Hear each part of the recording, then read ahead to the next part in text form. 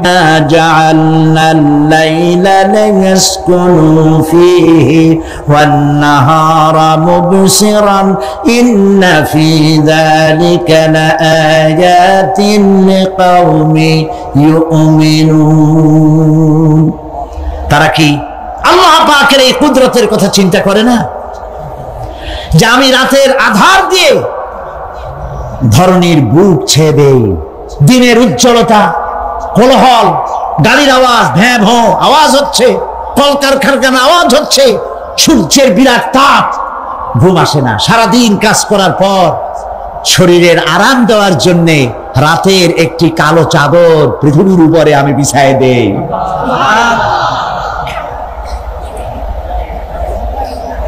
আর মানুষ আরাম গ্রহণ করে, শুধু মানুষ না, সব প্রাণী আরাম গ্রহণ করে। সুবহানাল্লাহ। এবং এরপরে দিনের আলো দিয়ে উদ্ভাসিত করি যেন বিশ্রামের পর নতুন করে আবার কাজের সমস্ত উদ্দীপনা নিয়ে নতুন করে কাজে ঝাঁপিয়ে পড়তে পারে। কয়েক ঘন্টা অথবা সারাদিন হাড় ভাঙা খাটুনি খেটেছে, রিক্সা চালাইছে, গাড়ি চালাইছে, আড়াই মনের বস্তা মাথায় করে টেনেছে, চিন্তা ভাবনা করেছে। এরপরে যখন এই লোকটি কয়েক ঘন্টা মাত্র নিদ্রা গেল, আরাম পেল, মস্তিষ্ক হালকা হয়ে গেল, হার্টবিট কমে গেল, হাতের পায়ের কর্মোদ্দীপনা বেড়ে গেল, নতুন করে আবার কাজ করার জন্য সুযোগ এসে গেল। দুনিয়ার মানুষকে কর্মক্ষম রাখার জন্য আল্লাহ পাক ঘুমকে বানিয়েছেন নিয়ামত। সুবহানাল্লাহ বলে। ومن آياته منامكم بالليل والنهار وابتغاء من فضله। আল্লাহ পাক বলেন তোমাদের রাত আর দিনের বেলায় নিদ্রা যাওয়া এবং এটাই হচ্ছে তার অনুগ্রহ। রাত আর দিনের নিদ্রা যাওয়ার পরে আমার অনুগ্রহ অর্থাৎ রিজিক তালাশ করার জন্য শরীরের ভিতরে, মনের ভিতরে, হাত পায়ের মধ্যে কর্মের উদ্দীপনা আমি তোমাদের দিয়ে দেই। মহাবিজ্ঞানী আল্লাহ রাব্বুল আলামিনের এই বিশাল কুদরত এবং দয়া যে মানুষকে তিনি ক্লান্তি দূর করার জন্য তিনি ঘুম দিয়েছেন, আলহামদুলিল্লাহ বলি। অনেক মানুষ আছে ঘুমাইতে পারে না, ঘুমাবার জন্য ফেনার গান খায়, ঘুমাবার জন্য ভ্যালিয়াম খায়, সিরাক্সিন খায়, রিল্যাক্সিন খায়, কত অক্সিজেন, অক্সিজেন, কত কিছু খায়, তারপরেও ঘুম আসে না। এই ঘুম যার আসে না বিরাট নিয়ামত থেকে বঞ্চিত। ঘুম একটি নিয়ামত, আলহামদুলিল্লাহ বলি, আলহামদুলিল্লাহ বলি। বিশাল নিয়ামত ঘুম। আল্লাহ যে সমস্ত নিয়ামত আমাদের জন্ম থেকে শুরু করে এ পর্যন্ত বডির মধ্যে দিছেন, মৃত্যুর আগে আল্লাহ যেন একটিও কেড়ে না নেন, বলি আমিন। আল্লাহ রাব্বুল আলামিনের পরে বলেন ওয়াজআলনা আল-লাইলা লিবাসা ওয়াজআলনা আন-নাহারা মাআশা। আর রাতকে করেছি আচ্ছাদন, আবরণ, দিনকে রুজি কামাবার জন্য ব্যবস্থা করে দিয়েছি। দিনের বেলা রুজি কামাবেন, দিনের বেলায় ঘুমায় থাকবেন না। বহুত মানুষ আছে সকাল বেলায় ঘুম দিল, 12টা 1টা বাজে গেল। উর্দুতে ছোটবেলায় পড়েছিলাম জিসনে সোয়া উসনে খোয়া, যে ঘুমাইলো সব সর্বনাশ করলো। অসময় ঘুমানো, অসময় ঘুমানো সর্বনাশ হয়ে যাবে সব। এই জন্য আল্লাহ পাক বলেছেন দিনটারে বানাইছি রুজি কামাবার জন্য। রুজি কামাও, রুজি কামানো এটা হচ্ছে ইবাদত। রুজি কামানো কি? হালাল রুজি কামাবেন, ইবাদত। আপনি যে আপনার স্ত্রীকে একটা ব্লাউজ কিনে দেন, কাপড় চোপড়, প্রয়োজনীয় কসমেটিক্স কিনে দেন, আপনি যে বাজার ঘাট করেন, সব হালাল পয়সা যদি হয় সাদকা দেওয়ার মতো সমান সওয়াব হবে। রুজি কামাইতে হবে, এটা আল্লাহ পাকের হুকুম, রুজি কামাও। ফাইদা কুদিয়াতিস সালাত ফান্তাশিরু ফিল আরদ ওয়াবতাগু মিন ফাদলিল্লাহ। সুবহানাল্লাহ বলেন।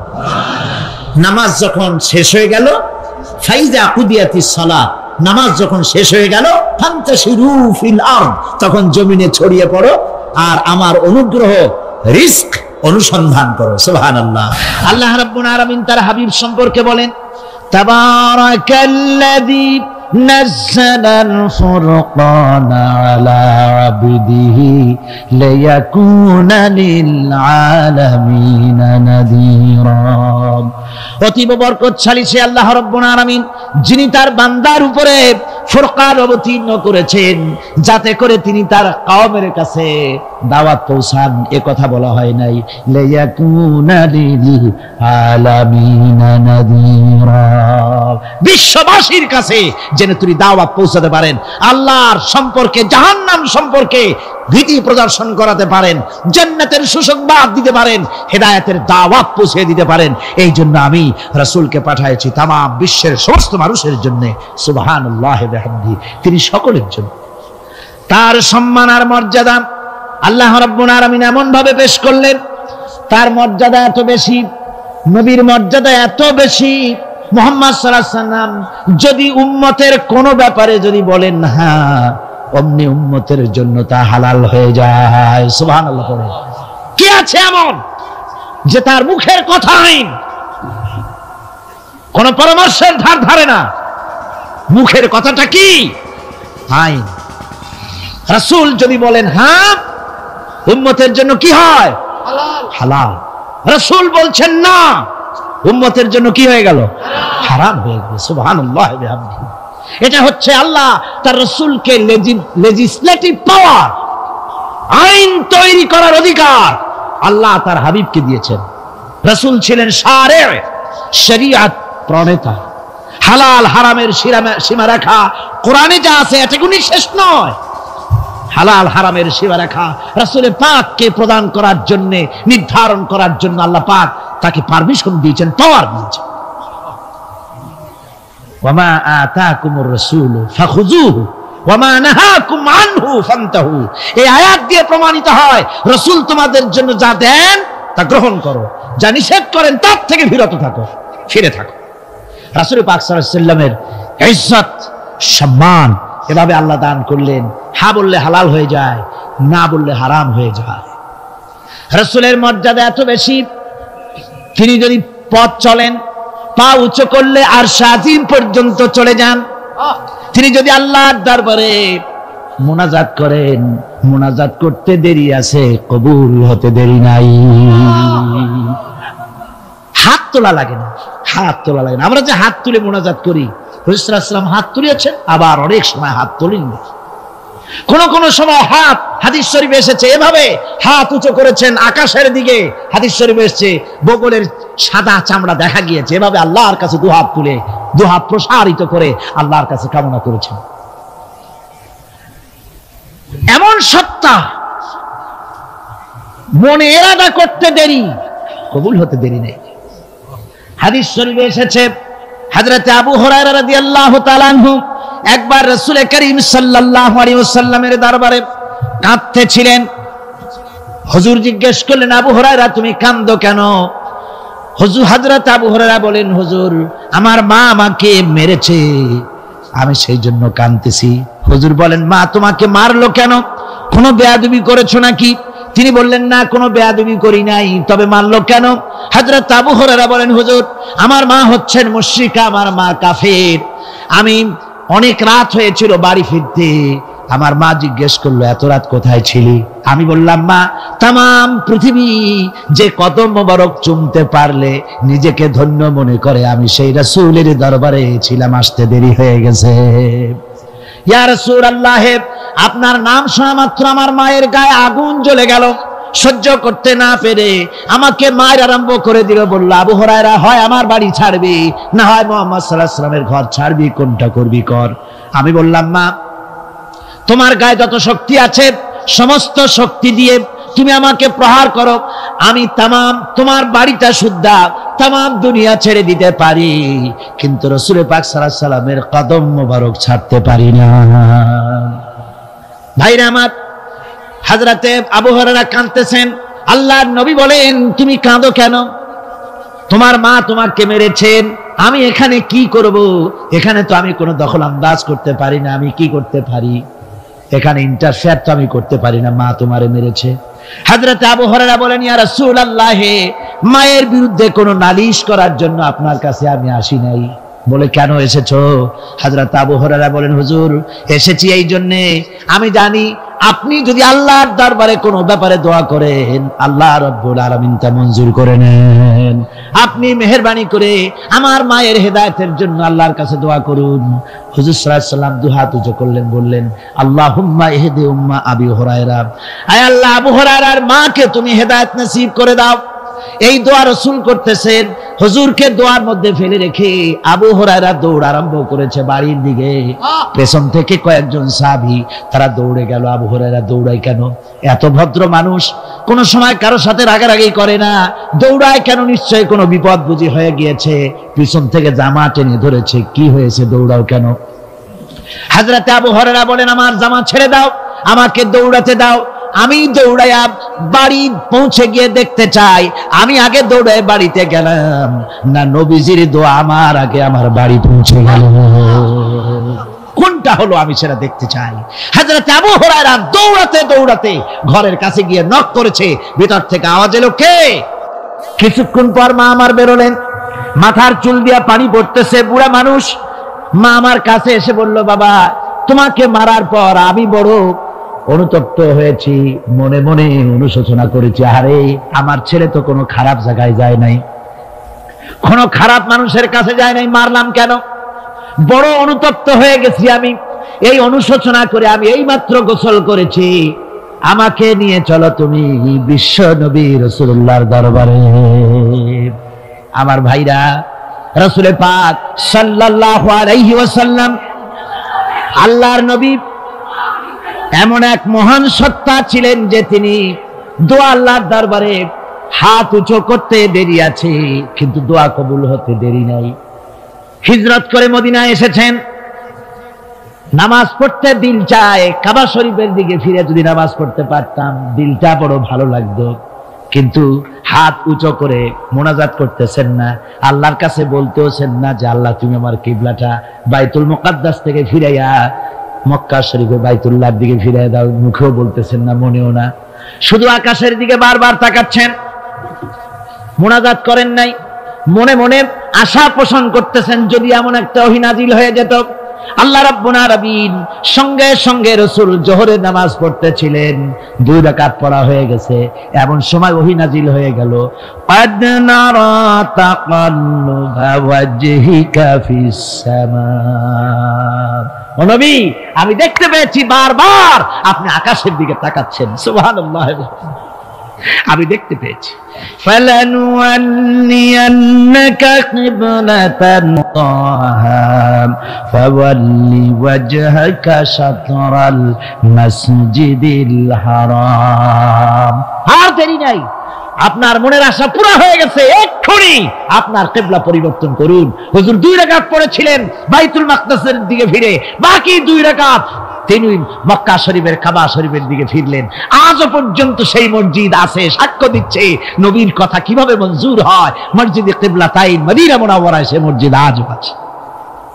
ভাইরা আমার, রাসূল পাক সাল্লাল্লাহু আলাইহি ওয়াসাল্লাম এত বড় মর্যাদা সম্পন্ন ব্যক্তিত্ব, মহান ব্যক্তিত্বের উম্মতের মধ্যে আল্লাহ আমাদের শামিল করেছেন।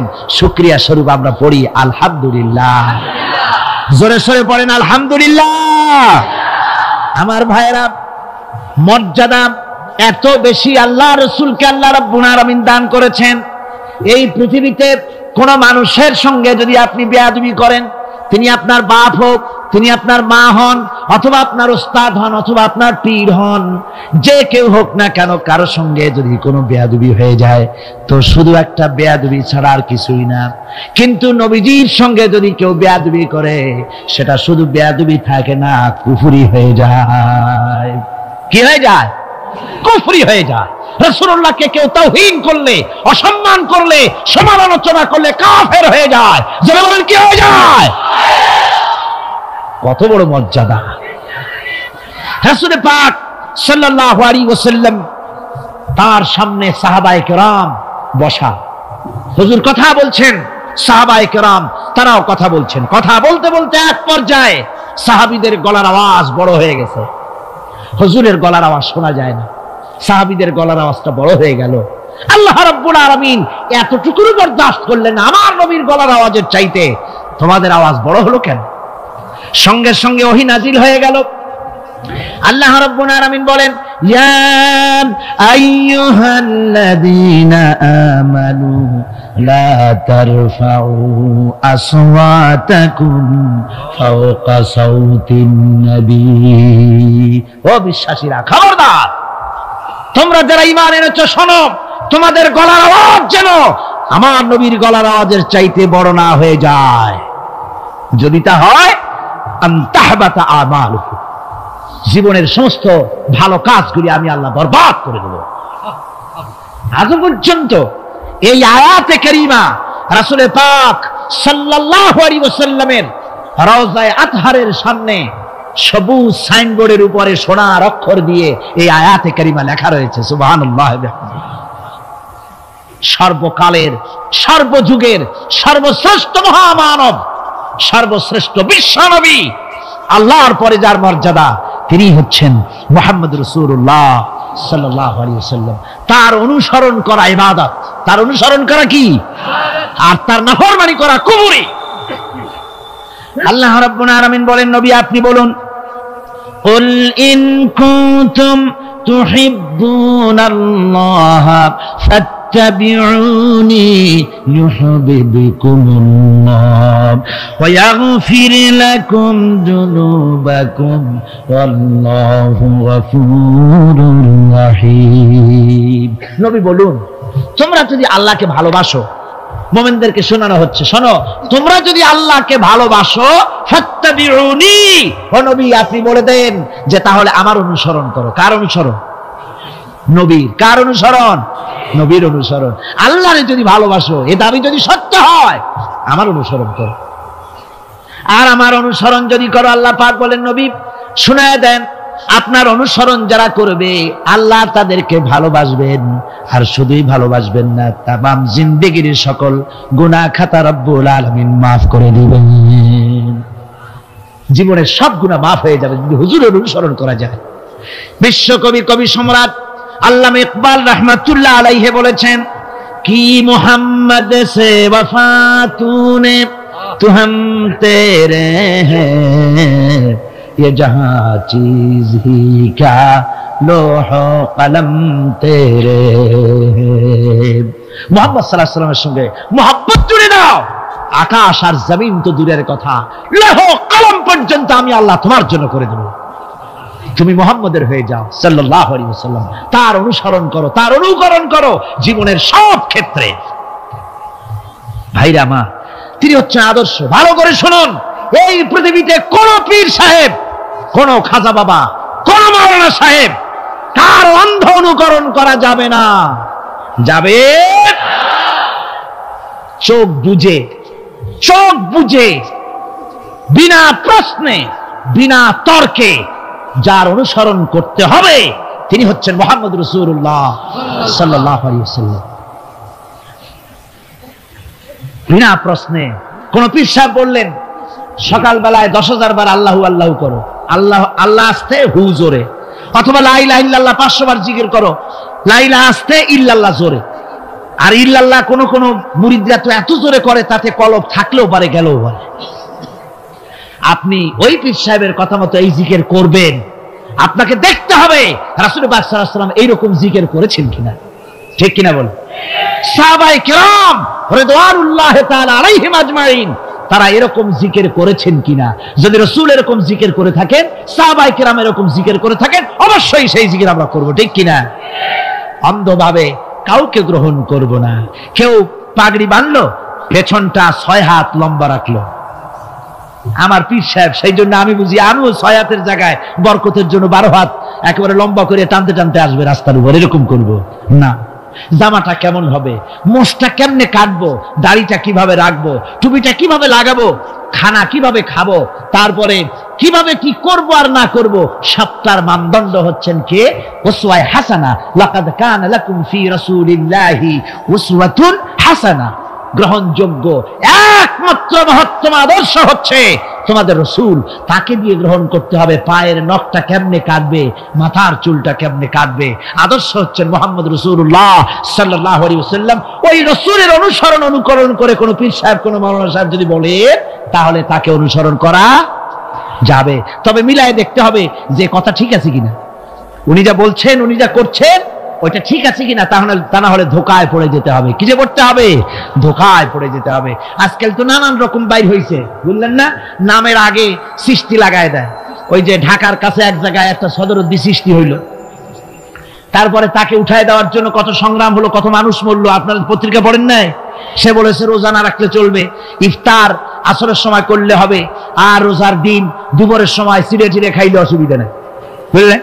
যশোরে গেলাম, সেখানে শুনলাম সেই পাকিস্তান আমলে এক পীর নাকি আসছিল, এসে বলে গেছে, ভাই আসল পর্দা মনের পর্দা, এর থেকে বাইরের কোনো পর্দা না। লোক দেখা না পর্দাটা করে লাভ কি? আসল পর্দা মনের পর্দা। তারপরে মনে মনে নামাজ পড়ো, মনে মনে রোজা রাখো, মনে মনে হজ করো, যাকাত দাও। মনটা সাফ হয়ে গেলে তোমার আর কোনো অসুবিধা নাই। এই মনের পীর আসলো, আমি সেই এলাকায় গেলাম, যাইয়া শুনি এই রকমের কাম করছে। আমি বললাম, ওই লোকটা যদি আবার আসে, আম গাছের সাথে বান্ধা ধুয়ে, তারপরে সে যখন বলবে যে আমার তো পেশাব পায়খানা করা লাগবে, আমারে ছাড়ো, তোমরা বলবা যে না, ছাড়া যাবে না। মনে মনে যদি নামাজ পড়া যায়, মনে মনে পেশাব পায়খানা করুন। যদি বলে আমার ক্ষুধা লাগছে অথবা পানি পান করবো, তৃষ্ণা লেগেছে, বলতে হবে মনে মনে যদি রোজা রাখা যায়, তো মনে মনে খাওয়া দাওয়ার কামটা সারিয়ে নেন, মেহরবানি করিয়া। এই ধরনের কিছু সংখ্যক লোক বেরিয়েছে, যাদেরকে লোকেরা সাহাবীদের চাইতে, নবীদের চাইতেও বড় মনে করে। আশ্চর্য কথা, বিভিন্ন জায়গায় এ ধরনের পীর হয়, তাদের আবার নওরোজ অনুষ্ঠান হয়, তাদের জন্ম দিবসে তাদেরকে গোসল করানো হয়, সেই গোসলের পানি আবার মুরিদেরা খায়। জোরে কর নাউজুবিল্লাহ, জোরে কর নাউজুবিল্লাহ।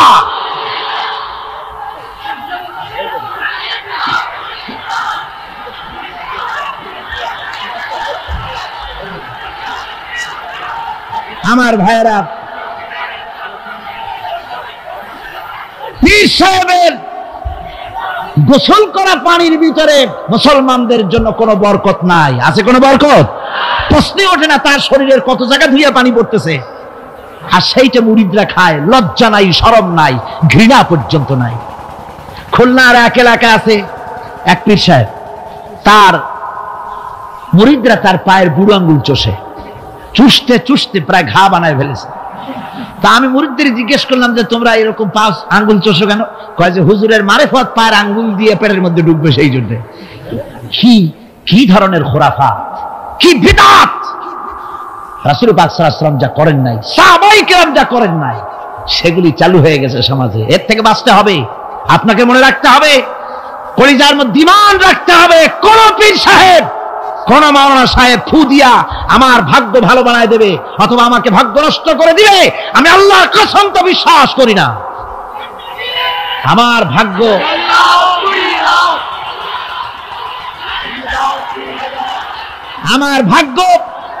আমার তাকদীর ভালো বা খারাপ, এ সবটা হতে পারে আল্লাহর পক্ষ থেকে। কার পক্ষ থেকে? জোরে বলেন, কার পক্ষ থেকে? আল্লাহর পক্ষ থেকে হতে পারে। সুতরাং আজকে আমাদের দেশে বহুত নকল পেরিয়ে গেছে। পীর মুরিদি একসময় খুব ভালো ছিল, কিন্তু যে জিনিস যত ভালো, তার নকল বেরোয় তত তাড়াতাড়ি। তবে আলহামদুলিল্লাহ, এখনো আলহামদুলিল্লাহ কিছু হাক্কানি পীর এখনো আছে, যারা সমাজের কাজ করেন, যারা ওইভাবে কদম বুঝি নেওয়ার জন্য পা আগ বাড়ায় দেয় না। কথা বুঝতে পেরেছেন?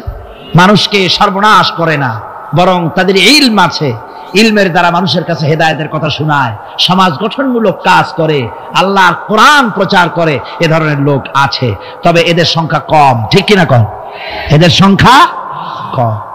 এরা বিভিন্ন জায়গায় মাজার তৈরি করেছে, মাজারাত তৈরি করেছে। একটা দুইটা মাজারে না, বহুত মাজার, গাড়ি বাস সব থামাইয়া তারপরে তাদের কাছ থেকে, মানুষের কাছ থেকে পয়সা কালেকশন করা হয়। ঠিক কিনা? এই যে পয়সা কালেকশন করা হলো, আমি জিজ্ঞেস করি, এই টাকাগুলো যে কালেকশন করা হলো, দেওয়া হলো, এই টাকা দিয়ে কবরে যে শো আছে, ওই টাকা দিয়ে তিনি কি কোনো ফায়দা পান? টাকা দরকার কার? জীবিত মানুষের না মরা মানুষের? তো কমন সেন্স নাই কেন মুসলমানের? যিনি ইন্তেকাল করেছেন, মাটির মধ্যে শুয়ে আছেন, তারে টাকা দেই কেন? উনি কি এই কমলার সিজনে কমলা কিনে খাবেন? তো টাকাটা কেন দেওয়া হয়? এই আপনার টাকা দিয়া এই মাজারকে যারা পাহারা দেয় তারা অনেক বড় লোক হয়ে গেছে, ঠিক কিনা? আবার অনেক মাজার আছে যে মাজারে কেডা শোয়া তার মাজারের পাহারাদারও জানেন। এরকম আমি নিজেও দেখেছি। জিজ্ঞেস করেছি যে কবর কার, কত তা তো জানি না। একজন আল্লাহর মাহবুব বান্দা শুয়ে আছে এখানে। কে সেই মাহবুব বান্দা?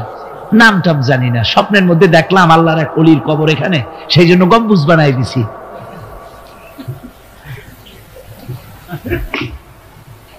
একটা রিসালার মধ্যে দেখেছি, একটা রিসালার মধ্যে লেখা হয়েছে যে একজন পীর সাহেবের এক মুরিদ ছিল। তো পীর সাহেবের বাড়িতে এক মাজার আছে, সেই মাজারকে কেন্দ্র করে প্রতি বছর ওরস হয়। মুরিদ সে গরিব মানুষ, ব্যবসা বাণিজ্য করে খায়। তারপরে সে তার একটা গাধা ছিল, সেই গাধার উপরে সওয়ার হয়ে বাজার ঘাট করতো, মালপত্র আনা নেওয়া করে ওই দিয়ে তার জীবিকা নির্বাহ হতো। একদিন তার গাধাটা মারা গেল। সেই রিসালার মধ্যে লেখা হয়েছে যে লোকটা তখন গাধা মরেছে, এর আর কিচ্ছু নাই, জমি জমাও নাই, খাবে কি করে? খুব দুঃখ পেল মনে। আর এই গাধা যদি মরে কুলে পড়ে থাকে তাহলে দুর্গন্ধ হবে। সেই জন্য রাস্তার পাশে ঝুপড়ি, তার একটা বাড়ি, ওই বাড়ির পাশেই রাস্তা, রাস্তার পাশেই একটা কবর খুঁড়িয়া তার মধ্যে গাধারে শোয়াই দিয়া দাফন টাফন করিয়া কবরের পাশে বসে আর দুশ্চিন্তা করতেছে যে আমি এরপরে বাঁচবো কি করে, খাবো কি? ঘুমায়, মানে চোখ বুঝে বুঝে কাঁদতেছে। এমন সময় ওইটা ছিল বাজারে যাওয়ার রাস্তা, লোকজন বাজারের দিকে যাচ্ছে। যাওয়ার সময় চিন্তা করলো যে এখানে তো কোনোদিন মাজার দেখিনি, এখানে একটা লোক কাঁদতেছে মাজারের কাছে বসে, না জানি কোনো অলি আল্লাহর কবর হবে বোধ। এরপরে লোকেরা বাজার থেকে ফেরার সময় দেখে যে হ্যাঁ, ওই সেই লোকটা এখনো কাঁদতেছে। তখন যার কাছে যা ছিল, কেউ 2টা পান ফিরে গেল, কেউ একটা বেগুন, কেউ 2টা চিংড়ি মাছ, কেউ 2টা টাকা, কেউ একটু মরিচ, এইভাবে তরি তরকারি চাউল যার কাছে যা ছিল কিছু কিছু দিয়ে গেছে। কিছুক্ষণ পর সন্ধ্যার দিকে লোকটা মনে করলো আর কতক্ষণ কান্দি, এখন বাড়ি যাই। চোখ খুলে দেখে চতুর্দিকে খাদ্য খাবার, তরি তরকারি, পয়সা করি। কয় যে মাশাআল্লাহ, শুনছিলাম হাতি বাঁচতেও লাখ টাকা, মরলেও লাখ টাকা। সে কথা যে গাধার ব্যাপারে খাটে তা তো জানি না। এই গাধা মরেও তো আমার বাঁচায় গেছে। এখন ওই কবরের উপরে, গাধার কবরের উপরে চাদর টাদর চড়ায় চড়ায় দিয়া ওইখানে জুজ্জাক করে বসছে। বছর খানিক চলে গেল, লোকেরা পয়সা করি দেওয়া শুরু করলো। এরপরে সেখানে সে ইট পাটকেল জোগাড় করলো, একটা বিল্ডিং তৈরি করলো, সামনে সাইনবোর্ড লাগাই দিল হযরত গেদা শাহ রহমাতুল্লাহ আলাইহির মাজার। মানুষ প্রতি বছর ওরসে এখানে জমা হচ্ছে, টাকার অভাব নাই। এখন এই লোক যার মুরিদ, সেই পীর সাহেবের কাছে অন্যরা এসে কয় হুজুর আপনার মাজারের আর বরকত কি, আপনার মুরিদের মাজারের কাছে মানুষ ভরা, টাকার অভাব নাই। পীর সাহেব কৌতূহল হলো যে ও আবার একটা মাজার পাইল কই। তারপরে একদিন ওই মুরিদকে ডেকে বললো, বাবা সত্যি কথাটা আমারে কও, এই মাজার কার? মুরিদ কয় যে হুজুর আপনি আমার ওস্তাদ, আপনার কাছেই সব শিখছি, কিন্তু এই কথা কাউকে বলবেন না। বল না, বল না কি হয়েছে, মাজারটা কার? বললো যে হুজুর যে গাধাটা নিয়ে ব্যবসা করতাম, ওই গাধাটা মরে গেল, তারে কবরে দিয়ে টিয়া এরপরে পরে এই ঘটনা হয়েছে। পীর সাহেব কয় আমি আরো চিন্তা করছিলাম যে না জানি কোনো সত্যি কোনো পীর সাহেবের মাজার, অসুবিধা হয় নাই, তোমার ওখানে যেটার কবর ওইটার মায়ের কবর হলো আমার বাড়িতে। মানে ওই বাচ্চা গাধাটা পীর সাহেব দিয়েছিল তারে। আমার ভাইরা আপনারা আশ্চর্য হবেন, বাংলাদেশে এরকম বহুত মাজার আছে, সে মাজারের কোনো ঠিকানা নাই, কার মাজার তারও কোনো খোঁজ খবর নাই।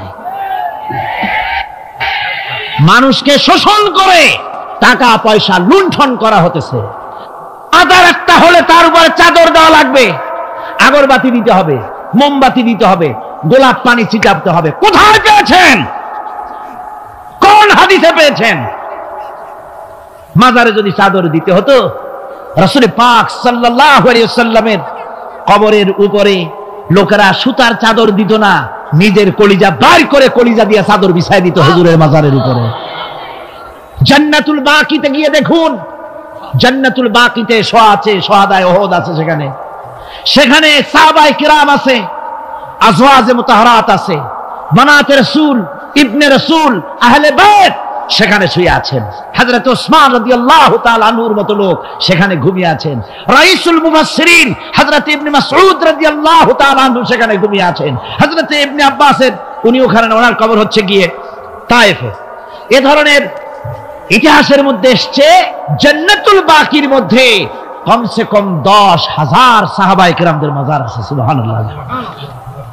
যায় দেখেন তো জান্নাতুল বাকিতে একটা চাদর আছে নাকি? যারা হজ করতে গেছেন কোন চাদর দেখেছেন? আগরবাতি আছে, মোমবাতি আছে, গোলাপ পানি আছে। সুতরাং এই বিদআত থেকে বাঁচতে হবে মুসলমানদেরকে। মুসলমানদের সাথে সম্পর্ক মসজিদে, মুসলমানদের সাথে সম্পর্ক কিসের? অবশ্যই মাজারের সাথে সম্পর্ক নয়। মাজারের সাথে সম্পর্ক শুধু এতটুকু, আল্লাহর ওলিদের মাজারকে ঘেরাও দিয়ে সুন্দর করে রাখুন যাতে করে অপবিত্র না হয়। লোকেরা কেউ যদি আসে জিয়ারত করার সুযোগ পায়, শিরক বিদআত থেকে মুক্ত হয়ে এতটুকুন করা যেতে পারে। কিন্তু বিশাল আকারের গম্বুজ করে লাইট জ্বালাতে হবে, আগরবাতি মোমবাতি দিতে হবে, এটা সম্পূর্ণ বিদআত। এক শ্রেণীর লোকেরা এগুলি করে ব্যবসা করতেছে। সেই জন্য বলছি যে আমাদের ইত্তেবা করতে হবে রাসূলের। কার ইত্তেবা করতে হবে? যা রাসূল করেন নাই, যা সাহাবায়ে কেরাম করেন নাই, তা আমরা করতে পারি না। এই জন্য আমার মুসলমান ভাইয়েরা, আল্লাহর প্রতি ঈমান, রাসূলের প্রতি ঈমান। ঈমানের অর্থ হলো আল্লাহর নবীর যে কথাগুলি তিনি বলে গিয়েছেন তার ওসওয়াকে ধরে রাখা, রাসূলের আদর্শ দিয়ে পায়ের নখকাটা থেকে শুরু করে মাথার চুল পর্যন্ত গ্রহণ করতে হবে। নবী মুহাম্মদ রাসূলুল্লাহ সাল্লাল্লাহু আলাইহি ওয়াসাল্লামের তিনি যেভাবে যা করেছেন তার উল্টা পাল্টা একটাও করা যাবে না, সব করতে হবে কার কথা মতো? রাসূল পাক সাল্লাল্লাহু আলাইহি ওয়াসাল্লামের কথা মতো। রাসূলের প্রতি ঈমান এর অর্থ হলো তিনি হচ্ছেন আইনদাতা। তিনি আইন ও বিধান দিয়েছেন আল্লাহর পক্ষ থেকে। আইন ও বিধান কার পক্ষ থেকে দিয়েছেন? আল্লাহর পক্ষ থেকে। তিনি যে বিচার করেছেন সেই বিচারক হিসাবে তাকে গ্রহণ করতে হবে। তিনি যে বিধান দিয়েছেন সেটাই মানতে হবে। তিনি শাসক ছিলেন, তিনি রাষ্ট্রপতি ছিলেন, তিনি সব ছিলেন, সকলের জন্য তিনি আদর্শ। তিনি যুবকের আদর্শ, তিনি নানার আদর্শ, তিনি স্বামীর আদর্শ, তিনি পিতার আদর্শ, তিনি রাষ্ট্রপতির আদর্শ, তিনি সেনাপতির আদর্শ, তিনি শ্রমিকের আদর্শ, তিনি সকলেরই আদর্শ। ঠিক কিনা কর? সকলের আদর্শ। রাসূলের ফয়সালা প্রত্যেকটি উম্মতকে মানতে হবে। একবার একজন মুসলমান আর একজন ইহুদি রাসূলের কাছে গিয়ে উপস্থিত হলেন। ইহুদি গিয়ে নালিশ করলো হুজুরের কাছে মুসলমানের বিরুদ্ধে। হুজুর সাল্লাল্লাহু আলাইহি ওয়াসাল্লাম সে নালিশ শুনে তিনি ফয়সালা দিলেন ইহুদির পক্ষে। মুসলমান ব্যক্তি অসন্তুষ্ট হয়ে গেল। তিনি চলে গেলেন হযরত ওমরের কাছে, গিয়ে বললেন, ভাই ওমর, একটা জিনিসের বিচারের সানি করার জন্য আপনার কাছে এসেছি। কি সানি? বলে যে মুহাম্মদ সাল্লাল্লাহু আলাইহি ওয়াসাল্লামের কাছে গিয়েছিলাম, তিনি এই বিচারটা করলেন, আমি মুসলমান, নামাজ পড়ি, চাঁদা দিই, জিহাদে যাই, আর আমার পক্ষে রায় না দিয়ে রায় দিলেন তিনি ইহুদির পক্ষে। আপনি মেহেরবানি করে বিচারের সানিটা করে দেন। হযরত ওমর বলছেন, অবশ্যই আমি সানি করব, বসো। হযরত ওমর ঘরে চলে গেলেন। ঘরের ভিতর থেকে একটা তরবারি নিয়ে এলেন। তরবারিকে খাপ মুক্ত করে তিনি বললেন, আল্লাহর বান্দা, যে ব্যক্তি মুহাম্মদ রাসূলুল্লাহ সাল্লাল্লাহু আলাইহি ওয়াসাল্লামের ফয়সালা করে দেওয়ার পর তার ফয়সালার সানি করতে আসে, ওর সানিটা, ওর ফয়সালাটা এরকম করে করে দিতে হয়। তরবারি দিয়ে আঘাত দিলেন, লোকটি দুই টুকরা হয়ে পড়ে গেল। আমার বন্ধুগণ, সারা এলাকায় সারা পড়ে গেল, মুসলমান, হযরত ওমর মুসলমান হত্যা করেছেন। তার ওই নিহত ব্যক্তির আত্মীয় স্বজনরা দিয়ত দাবি করতে এলো। আল্লাহ রাসূলের কাছে আল্লাহ পাক জানিয়ে দিলেন যে এই লোক হযরত ওমর কোন মুসলমান হত্যা করেনি। হযরত ওমর যাকে হত্যা করেছে সে ব্যক্তি মুনাফিক। সে ব্যক্তি কি? মুনাফিক। অর্থাৎ হে রাসূল, আপনি ফয়সালা দেওয়ার পর সেই ফয়সালা যে মানে না, দ্বিধাদ্বন্দ্বে ভোগে, ওই ফয়সালা গ্রহণ করতে রাজি হয় না, সে মুমিন নয়, মুসলমান হিসেবে দাবি করতে পারে না, তার জমিনে বেঁচে থাকার অধিকারও সে হারিয়ে ফেলে। আমার মুসলমান ভাইরা, আল্লাহ রাব্বুল আলামিন আমাদের জন্য এভাবে করে তিনি আমাদের রাসূল পাক সাল্লাল্লাহু আলাইহি ওয়াসাল্লামকে দিয়েছেন, ওসওয়া করে দিয়েছেন। তার ইতাআত করা, তার আনুগত্য করা দুনিয়াবাসীদের জন্য ফরজ করে দেওয়া হয়েছে। আল্লাহ রাব্বুল আলামিন বলেন, ওমা أرسلنا من رسول إلا ليطاع بإذن الله আমি যে রাসূলই পাঠিয়েছি তাদের আনুগত্য করতে আমি বাধ্য করে দিয়েছি। তাদের আনুগত্য শুধু এই জন্যই করতে হবে লোকদেরকে, যেহেতু তারা নির্দেশ করেন আল্লাহর হুকুম অনুযায়ী, আল্লাহর নির্দেশ অনুযায়ী নবীদের আনুগত্য সকলেরই করা লাগবে। মাইয়ুতির রাসূল ফাকাদ আতা আল্লাহ, আল্লাহ পাক বলেন যে ব্যক্তি রাসূলের আনুগত্য করে সেজন্য আমি আল্লাহ রাব্বুল আলামিনের আনুগত্য করলো। জোরে বলেন সুবহানাল্লাহ। এরপরে আল্লাহ রাব্বুল আলামিন বলেছেন ইয়া আইয়ুহাল্লাযীনা আমানু আতিউল্লাহা ওয়া আতিউর রাসূল ওয়া লা তুবতিলু আমালাকুম। আল্লাহ পাক বলেন ও বিশ্বাসীরা তোমরা আনুগত্য করো আল্লাহর এবং আনুগত্য করো রাসূলের। কোন ব্যাপারে কোন তো আনুগত্য যে আল্লাহ করতে বললেন আল্লাহর এবং রাসূলের, কোন ব্যাপারে আনুগত্য? সমস্ত ব্যাপারে, জীবনের সকল অঙ্গনে আনুগত্য করতে হবে কার? আমি দেখতে পাচ্ছি মাঝখান থেকে দুই একজন লোক হাঁটেন, আমি কিন্তু আগেই নিষেধ করেছি এই বেয়াদবি আল্লাহর হস্তে কেউ করবেন না। আপনার হাঁটার কারণে অন্য লোকেদের শোনার মধ্যে ডিস্টার্ব হয়, এই বেয়াদবি কেউ করবেন না। ভাইরা আমার, আল্লাহ এবং রাসূলের আনুগত্য করতে হবে জীবনের সকল ক্ষেত্রে। রাসূল পাক সাল্লাল্লাহু আলাইহি ওয়াসাল্লাম শুধু নামাজের কথা বলেছেন, শুধু রোজার কথা বলেছেন, হজ আর যাকাতের কথা বলেছেন, আর কিছু বলেন নাই নাকি? বলেছেন কিনা? রাসূলুল্লাহ রাজনীতি করেছেন কিনা? রাসূলুল্লাহ প্রেসিডেন্ট ছিলেন কিনা? যুদ্ধ করেছেন কিনা? কিন্তু আজ আমাদের দেশে শুনতে হয় রাসূলের প্রতি ঈমানের অর্থ কি? ঈমানের অর্থ শুধু এতটুকু নয়, রবিউল আউয়াল মাস আসবে আর তোমপে লাখো সালাম, আর সারা বছর খোঁজ নাই। খুব সুন্দর করে দরুদ শরীফ মিলাদ শরীফ পড়বেন, আর রাসূলের আইন অমর্যাদা হবে। রাসূলের আইন সংসদে থাকবে না, পার্লামেন্টে থাকবে না, কোর্ট কাছারি আদালতে থাকবে না। বলা হবে ধর্ম আর রাজনীতি আলাদা। রাসূলের প্রতি এই ঈমানের 4 পয়সা মূল্য নাই। আছে মূল্য? মূল্য নাই। রাসূলের প্রতি ঈমান কি? ঈমানটাই হলো রাসূল যা করেছেন, আমাদেরকে যেভাবে যা আদেশ করেছেন তাই আমাদের মানতে হবে। উম্মতের এটা দায়িত্ব। কিন্তু আমরা এমনই উম্মত, আমরা নিজেরা ফয়সালা করে নিজেদের, আমরা বলেছি ধর্ম আর রাজনীতি আলাদা। অবশ্য চট্টগ্রামে এই ধরনের কথা কেউ বলে না, বলে ধর্ম আর রাজনীতি আলাদা। জোরে কন নাউযুবিল্লাহি মিন যালিক। ধর্ম আর রাজনীতি আলাদা যারা বলে তারা হলো রাজনীতি ব্যবসায়ী। তারা কি ব্যবসায়ী? রাজনীতি ব্যবসায়ী। ওরা রাজনীতির ব্যবসা করে। जुदा हो जो दीन से सियासत रह जाती है चंगेजी। ধর্ম থেকে রাজনীতি যখন আলাদা হলো তখন সেখানে বাকি থাকে চেঙ্গিজিপনা, হালাকু খানপনা, মারামারি, হত্যাকাণ্ড সেখানে চালু থাকে, আর কিছুই থাকে না। ধর্ম ছাড়া রাজনীতি, তার নাম হচ্ছে প্রচন্ড দুর্নীতি। তার নাম কি? একটি প্রচন্ড দুর্নীতি। এক শ্রেণীর লোকেরা আজ বলছে যে ধর্ম আর রাজনীতি আলাদা। ধর্ম কোথায়?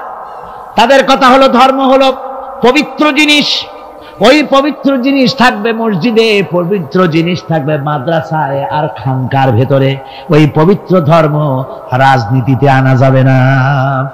ধর্মের প্রতি তাদের মহব্বত খুব, ধর্ম খুব পবিত্র। আল্লাহকে যেন বলা হচ্ছে আল্লাহ আর হে রাসূল তোমরা দুজনা মসজিদ আর মাদ্রাসায় থাকো, আমাদের জীবনের বিস্তীর্ণ অঙ্গনে তোমাদের প্রতি 144 92 ক ধারা 144 ধারা জারি করে দিলাম। আমাদের জীবনের বিস্তীর্ণ অঙ্গনে তোমরা আইসো না, তোর মসজিদে থাকো, মাদ্রাসা থাকো, আমরা সুযোগ পাইলে তোমার একটা সেজদা দিয়ে আসবো গিয়ে। আর আল্লাহ তোমার একটা সেজদা পাওয়ার জন্য দারুণ ভাবে কাঙ্গাল হয়ে আছে না? নাউযুবিল্লাহি মিন যালিক। যারা বলে ধর্ম আর রাজনীতি আলাদা তারা সুস্পষ্ট মুনাফিক। যারা বলেন তারা কি? এই লোকগুলি হচ্ছে ধর্মনিরপেক্ষবাদী, সেকুলারিজম, ধর্মনিরপেক্ষ মতবাদের লোক। তারা বলে যে ধর্মনিরপেক্ষ, ধর্মের ব্যাপারে নিরপেক্ষতা অবলম্বন করা লাগবে। এরা খুব সুচতুর। ভাতের ব্যাপারে নিরপেক্ষতা অবলম্বন করেন।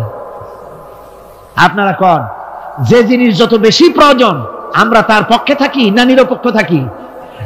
ভাতের ব্যাপারে নিরপেক্ষ লোক আছে নাকি এখানে? ডায়াবেটিসের রোগী ছাড়া ভাতের ব্যাপারে নিরপেক্ষ লোক নাই, সবই পক্ষে। আচ্ছা, ঘুমটা আমাদের জন্য জরুরি কিনা?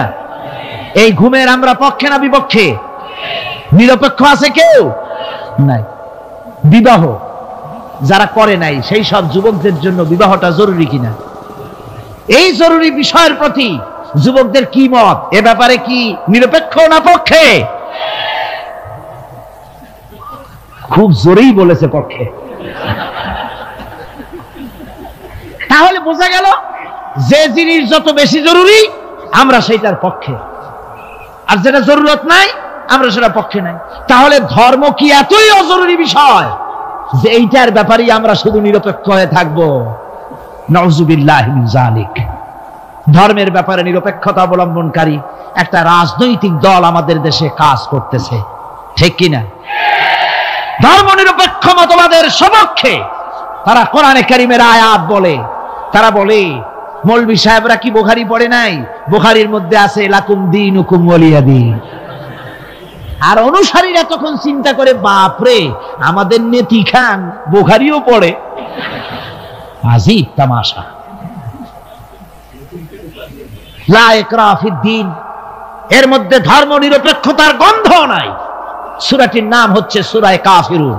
সূরাটির নাম কি?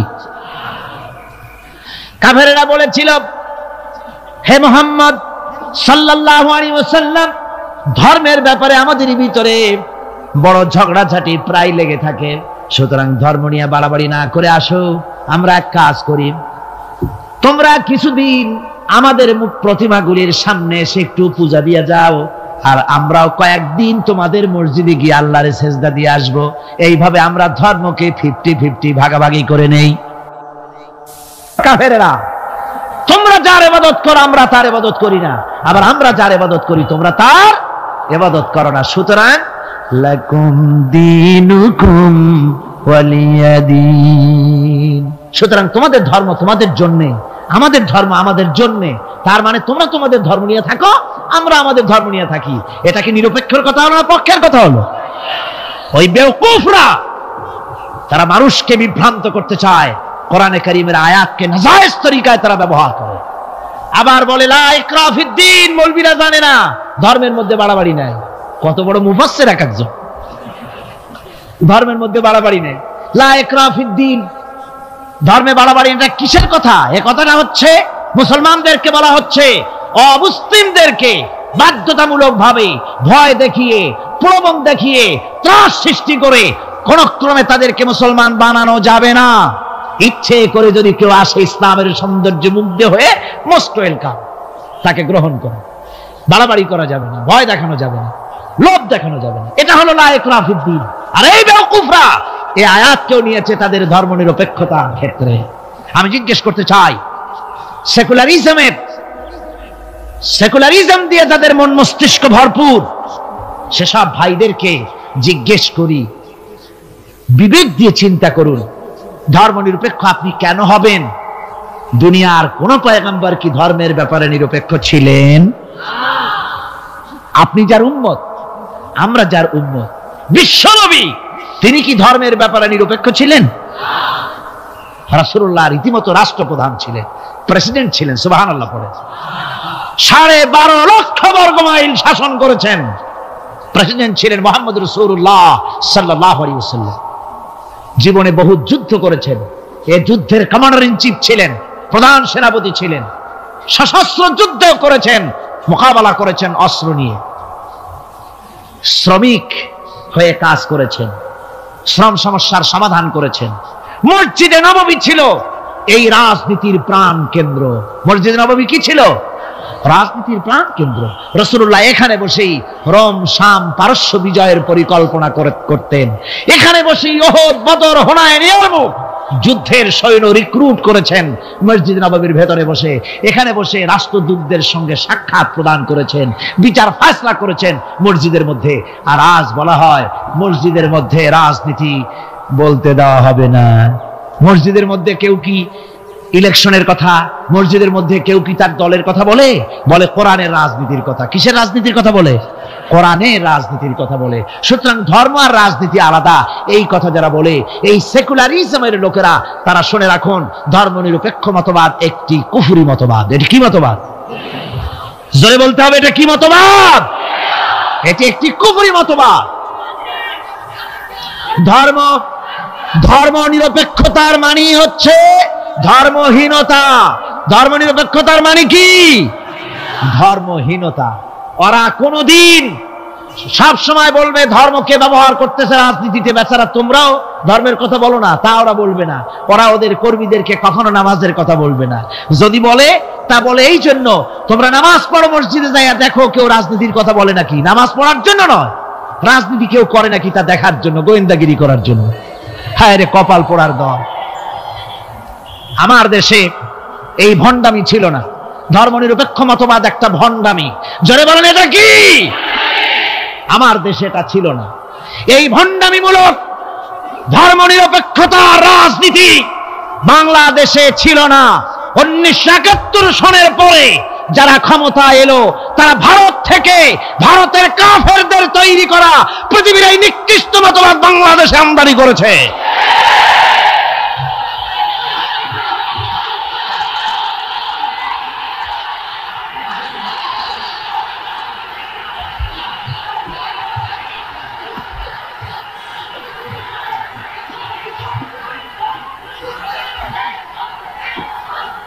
আমার মুসলমান ভাইয়েরা,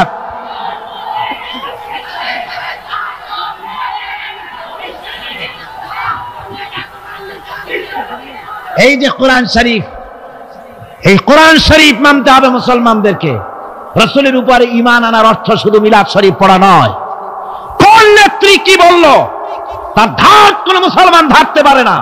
মুসলমান ধার ধারবে আল্লাহ আর রাসূলের। ঠিক কিনা? কর যারা বলেন ঠিক কিনা? ভারতের গোলাম এরা বলে ধর্মনিরপেক্ষতার মানে ধর্মহীনতা নয়। যদি ধর্মনিরপেক্ষতার অর্থ ধর্মহীনতা না হবে, তাহলে 1971 সনের পরে তোমরা ক্ষমতায় এসে বিশ্ববিদ্যালয় সমূহের মনোগ্রাম থেকে ইকরা বিসমি রাব্বিকাল্লাযী খালাক রাব্বি জিদনি ইলমা, এই আয়াত দুটিকে তুলে ফেললে কেন বলো? কোন জবাব আছে? কোন জবাব নেই। সলিমুল্লাহ মুসলিম হল নাম ছিল, মুসলমান শব্দ বাদ দিয়েছে। নাম ছিল সলিমুল্লাহ মুসলিম হল, মুসলিম শব্দ বাদ দিয়ে দিল। তারপরে নজরুল ইসলাম কলেজ, ইসলাম সহ্য হলো না, ইসলাম বাদ দেয়া শুধু নজরুল কলেজ। ওদের যে দল, সেই দলটার নামের মধ্যেও একটা মুসলিম শব্দ ছিল। জি, ওদের দলটার নামের মধ্যে মুসলিম শব্দ ছিল, ছিল না? সেই শব্দটুকুনো তারা বরদাস্ত করে নাই। আমি ওদের দলের নাম নিতে চাই না, আপনারাই বুঝুন ওদের দলের নামের মধ্যে মুসলিম শব্দ ছিল কিনা। হিন্দুদের পাঁচাটা গোলাম, এই দলটি তাদের নাম থেকে মুসলিম শব্দকে বের করে দিয়েছে। এদের কাছে ইসলাম আর মুসলমান সবচাইতে সহ্যের বাইরে। তাই যখন ভারতে শত শত মসজিদ ভাঙে উগ্রপন্থী হিন্দুরা, তখন ভারতের ওই গোলাম দলটি শনি রাখরা ঘুরে বেড়ায়।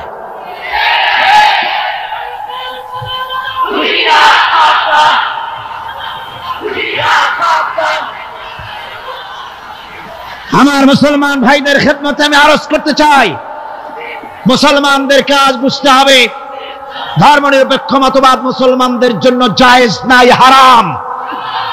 দুনিয়ার সব আলেম একমত, এই ফতোয়ার উল্টা কেউ ফতোয়া দিতে পারবে না। দুনিয়ার সব মুফাসসিরিন, মুহাদ্দিসিন, উলামায়ে কেরাম, মুফতি সব একমত, ধর্মনিরপেক্ষ মতবাদ কুফরি মতবাদ। কি মতবাদ?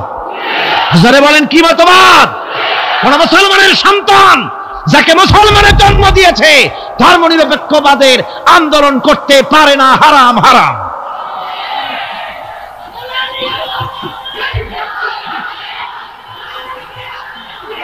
আমার বন্ধুগণ, এই কোরআন শরীফের ভেতরে, এই কোরআন শরীফের ভিতরে রয়েছে আল্লাহ পাক এখানে বলে দিয়েছেন, দেখুন যদি ধর্ম আর রাজনীতি আলাদা হবে তাহলে ইউসুফ আলাইহিস সালাম প্রেসিডেন্ট হলেন কেন? সূরা ইউসুফ আছে না কোরআন শরীফে? হযরত ইউসুফ আলাইহিস সালাম জেলে গিয়েছিলেন, দীর্ঘদিন জেলে ছিলেন। জেল থেকে বেরিয়ে এসে মিশরের অর্থ এবং খাদ্য দুটি মন্ত্রণালয়ের দায়িত্বশীল মন্ত্রী হয়েছিলেন, আছে কোরআন শরীফে। গোটা মিশরের প্রেসিডেন্ট হয়েছিলেন, আছে কোরআনে। সুলাইমান আলাইহিস সালাম গোটা পৃথিবীর প্রেসিডেন্ট ছিলেন, আছে কোরআনে। মুহাম্মদ সাল্লাল্লাহু আলাইহি ওয়াসাল্লাম প্রেসিডেন্ট ছিলেন, আছে কোরআনে। সর্বত্র পয়গম্বরেরা রাজনীতি করেছেন। এই দুশ্চরিত্র লোকগুলি ভারতের গোলামেরা, তাদের কথা হলো আলেম ওলামারা রাজনীতি করবে না, ধর্মীয় মাহফিলে রাজনীতি হবে না। বাংলাদেশ তোমার বাপের সম্পত্তি, এমন ভাবে কথা বলে বাংলাদেশে ধর্ম নিয়ে রাজনীতি করতে দেওয়া হবে না। মনে হয় যেন বাপ এই বাংলাদেশ ওর বাপের সম্পত্তি আর আমরা ঘর জামাই থাকি।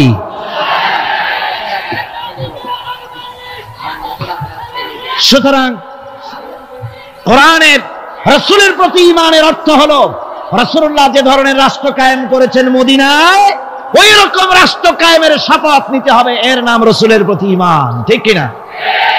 শুধু জামা কাপড় সুবিধা যেটা সেইটা সুবিধাবাদ জিন্দাবাদ। রাসূলুল্লাহর সুন্নাত দুই রকম। সুন্নাত কয় রকম? এক ধরনের সুন্নাত আমল করা সহজ, আর এক শ্রেণীর সুন্নাত আমল করা কঠিন, ঠিক কিনা? আমি কিন্তু সুন্নতের মর্যাদা সম্পর্কে কথা বলছি না, আমি বলছি আমলের ব্যাপারে ধরনটা। এক শ্রেণী রাসূলের কোন সুন্নতের কদর কিন্তু কম নয়, আকাশ আর জমিন বিক্রি করলেও রাসূলের একটা সুন্নতের সমান মর্যাদা হবে না। রাসূলের সুন্নত পালনের মধ্যে দুই ধরনের, একটা সুন্নত হচ্ছে পালন করা খুব সহজ, আর একটা পালন করা কঠিন। সহজ সুন্নত হলো চোখে সুরমা লাগানো, সহজ সুন্নত দুপুরে খাইয়া আরামে ঘুমানো, সহজ সুন্নত হলো কদু খাওয়া, সহজ সুন্নত খাবারের পরে মিষ্টি খাওয়া, এগুলি হলো সহজ সুন্নত। আর কঠিন সুন্নত হচ্ছে বদরের প্রান্তরে কাফেরদের মোকাবেলায় দাঁড়ানো। কঠিন সুন্নত হচ্ছে উহুদের ময়দানে দান মোবারক শহীদ করার সুন্নত। কঠিন সুন্নত হচ্ছে বাতিলের বিরুদ্ধে মানুষের তৈরি করা মতবাদকে উৎখাত করে আল্লাহর জমিনে আল্লাহর দ্বীন কায়েম করার সুন্নত। আমি আজ এই বিশাল জনতাকে জিজ্ঞাসা করতে চাই, আপনারা রাসূলের সহজ সুন্নত আমরা যেভাবে পালন করব, কঠিন সুন্নতটাও পালন করতে রাজি আছেন? তাহলে বাংলাদেশের বুকে ধর্ম নিরপেক্ষতার মুখে লাথি মেরে কোরআনের রাজ কায়েম করতে রাজি আছেন? দুহাত উঁচু করে দেখান। আলহামদুলিল্লাহ, আলহামদুলিল্লাহ। দিয়েছি আলাম ইয়ারাউ আন্না জাআলনাল লাইলা লিয়াসকুনু ফীহি ওয়ান নাহারা মুবসিরান ইন্না ফী যালিকা লাআয়াতিন লিকাওমি ইউমিনুন। তারা কি আল্লাহ পাকের এই কুদরতের কথা চিন্তা করে না, যে আমি রাতের আধার দিয়ে ধরনীর বুক ছেদে দিনের উজ্জ্বলতা, কোলাহল, গাড়ির আওয়াজ, ভ্যাঁ ভঁ আওয়াজ হচ্ছে, কলকারখানার আওয়াজ হচ্ছে, সূর্যের বিরাট তাপ, ঘুম আসে না। সারাদিন কাজ করার পর শরীরের আরাম দেওয়ার জন্য রাতের একটি কালো চাদর পৃথিবীর উপরে আমি বিছায় দেই।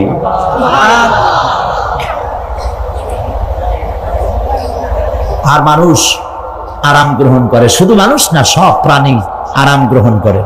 সুবহানাল্লাহ। এবং এরপরে দিনের আলো দিয়ে উদ্ভাসিত করি, যেন বিশ্রামের পর নতুন করে আবার কাজের সমস্ত উদ্দীপনা নিয়ে নতুন করে কাজে ঝাঁপিয়ে পড়তে পারে।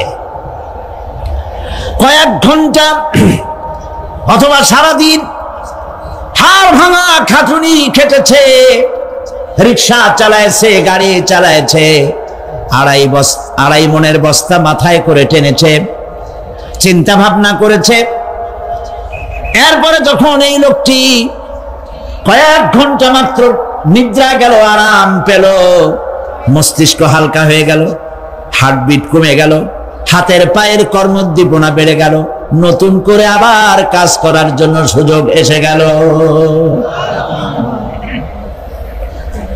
দুনিয়ার মানুষকে কর্মক্ষম রাখার জন্য আল্লাহ পাক ঘুমকে বানিয়েছেন নিয়ামত। সুবহানাল্লাহ বলে। ومن آياته منامكم بالليل والنهار وابتغاء من فضله। আল্লাহ পাক বলেন তোমাদের রাত আর দিনের বেলায় নিদ্রা যাওয়া এবং এটাই হচ্ছে তার অনুগ্রহ। রাত আর দিনের নিদ্রা যাওয়ার পরে আমার অনুগ্রহ অর্থাৎ রিজিক তালাশ করার জন্য শরীরের ভিতরে মনের ভিতরে হাত পায়ের মধ্যে কর্মের উদ্দীপনা আমি তোমাদের দিয়ে দেই। মহাবিজ্ঞানী আল্লাহ রাব্বুল আলামিনের এই বিশাল কুদরত এবং দয়া যে মানুষকে তিনি ক্লান্তি দূর করার জন্য তিনি ঘুম দিয়েছেন, আলহামদুলিল্লাহ বলি। অনেক মানুষ আছে ঘুমাইতে পারে না, ঘুমাবার জন্য ফেনার গান খায়, ঘুমাবার জন্য ভেলিয়াম খায়, সিরাক্সিন খায়, রিল্যাক্সিন খায়, কত অক্সিজেন অক্সিজেন কত কিছু খায়, তারপরেও ঘুম আসে না। এই ঘুম যার আসে না বিরাট নিয়ামত থেকে বঞ্চিত। ঘুম একটি নিয়ামত, আলহামদুলিল্লাহ বলি, আলহামদুলিল্লাহ বলি। বিশাল নিয়ামত ঘুম। আল্লাহ যে সমস্ত নিয়ামত আমাদের জন্ম থেকে শুরু করে এ পর্যন্ত বডির মধ্যে দিছেন, মৃত্যুর আগে আল্লাহ যেন একটিও কেড়ে না নেন, বলি আমিন। আল্লাহ রাব্বুল আলামিনের পরে বলেন ওয়াজআলনা আল-লাইলা লিবাসা ওয়াজআলনা আন-নাহারা মাআশা। আর রাতকে করেছি আচ্ছাদন, আবরণ, দিনকে রুজি কামাবার জন্য ব্যবস্থা করে দিয়েছি। দিনের বেলা রুজি কামাবেন, দিনের বেলায় ঘুমায় থাকবেন না। বহুত মানুষ আছে সকাল বেলায় ঘুম দিল 12টা 1টা বাজে গেল। উর্দুতে ছোটবেলায় পড়েছিলাম জিসনে সোয়া উসনে খোয়া, যে ঘুমাইলো সব সর্বনাশ করলো। অসময় ঘুমানো, অসময় ঘুমানো সর্বনাশ হয়ে যাবে সব। এই জন্য আল্লাহ পাক বলেছেন দিনটারে বানাইছি রুজি কামাবার জন্য। রুজি কামাও, রুজি কামানো এটা একটা ইবাদত। রুজি কামানো কি? হালাল রুজি কামাবেন, ইবাদত। আপনি যে আপনার স্ত্রীকে একটা ব্লাউজ কিনে দেন, কাপড় চোপড়, প্রয়োজনীয় কসমেটিক্স কিনে দেন, আপনি যে বাজার ঘাট করেন, সব হালাল পয়সা যদি হয় সাদকা দেওয়ার মতো সমান সওয়াব হবে। রুজি কামাইতে হবে, এটা আল্লাহ পাকের হুকুম, রুজি কামাও।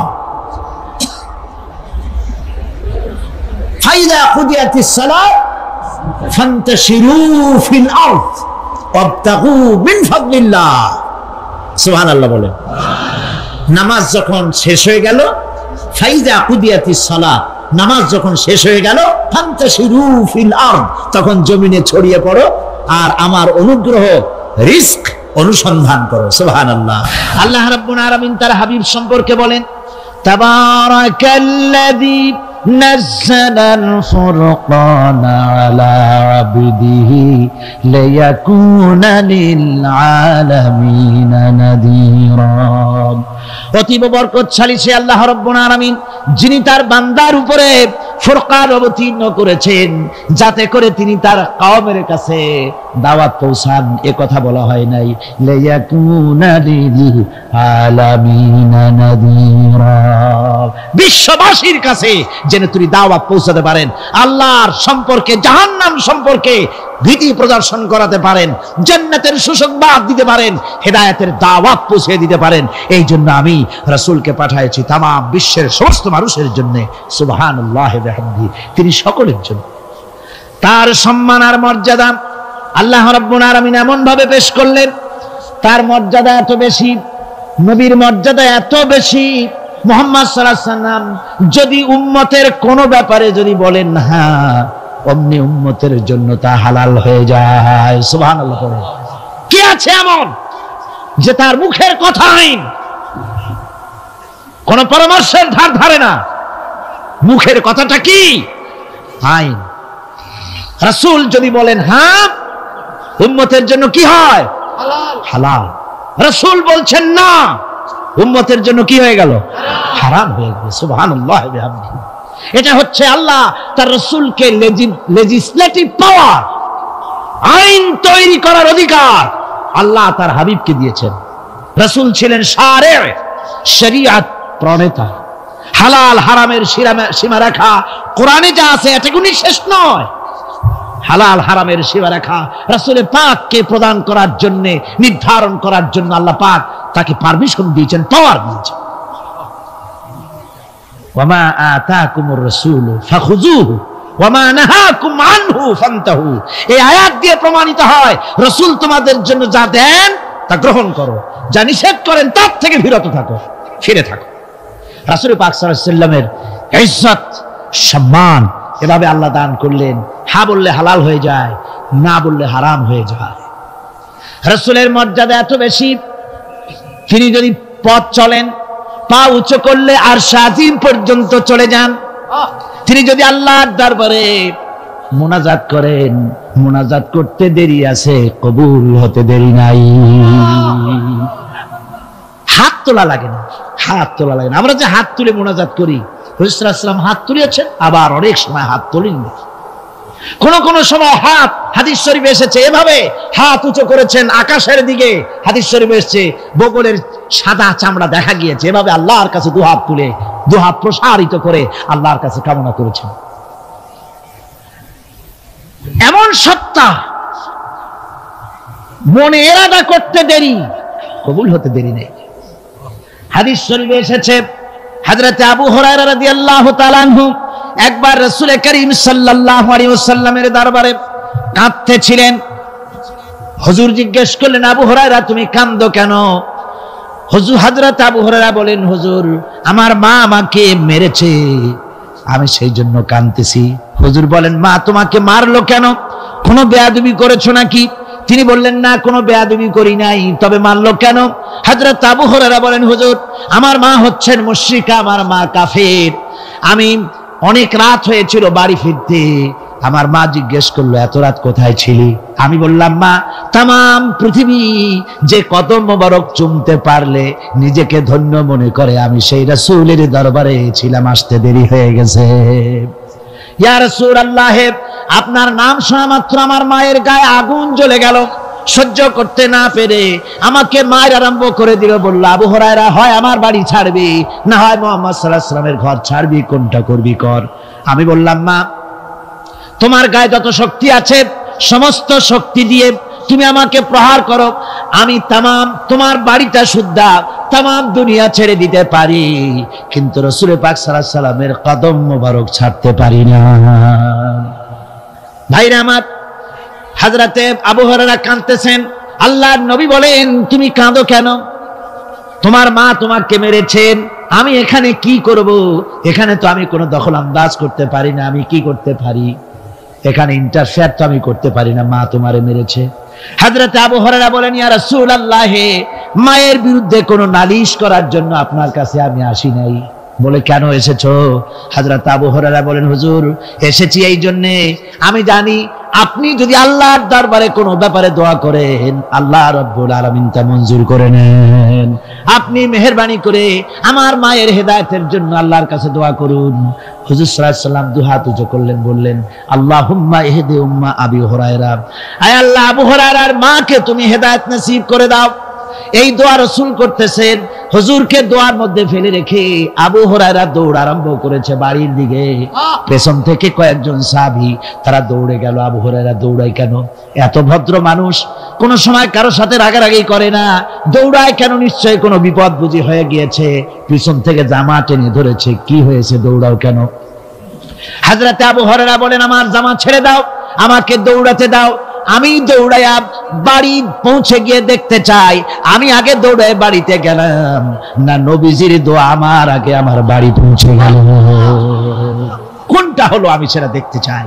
হযরত আবু হুরায়রা দৌড়াতে দৌড়াতে ঘরের কাছে গিয়ে নক করেছে। ভিতর থেকে আওয়াজ এলো, কে? কিছুক্ষণ পর মা আমার বেরোলেন, মাথার চুল দিয়া পানি পড়তেছে, বুড়া মানুষ। মা আমার কাছে এসে বলল, বাবা তোমাকে মারার পর আমি বড় অনুতপ্ত হয়েছি, মনে মনে অনুশোচনা করেছি, আরে আমার ছেলে তো কোনো খারাপ জায়গায় যায় নাই, কোনো খারাপ মানুষের কাছে যায় নাই, মারলাম কেন? বড় অনুতপ্ত হয়ে গেছি আমি। এই অনুশোচনা করে আমি এইমাত্র গোসল করেছি, আমাকে নিয়ে চলো তুমি বিশ্ব নবী রাসূলুল্লাহর দরবারে।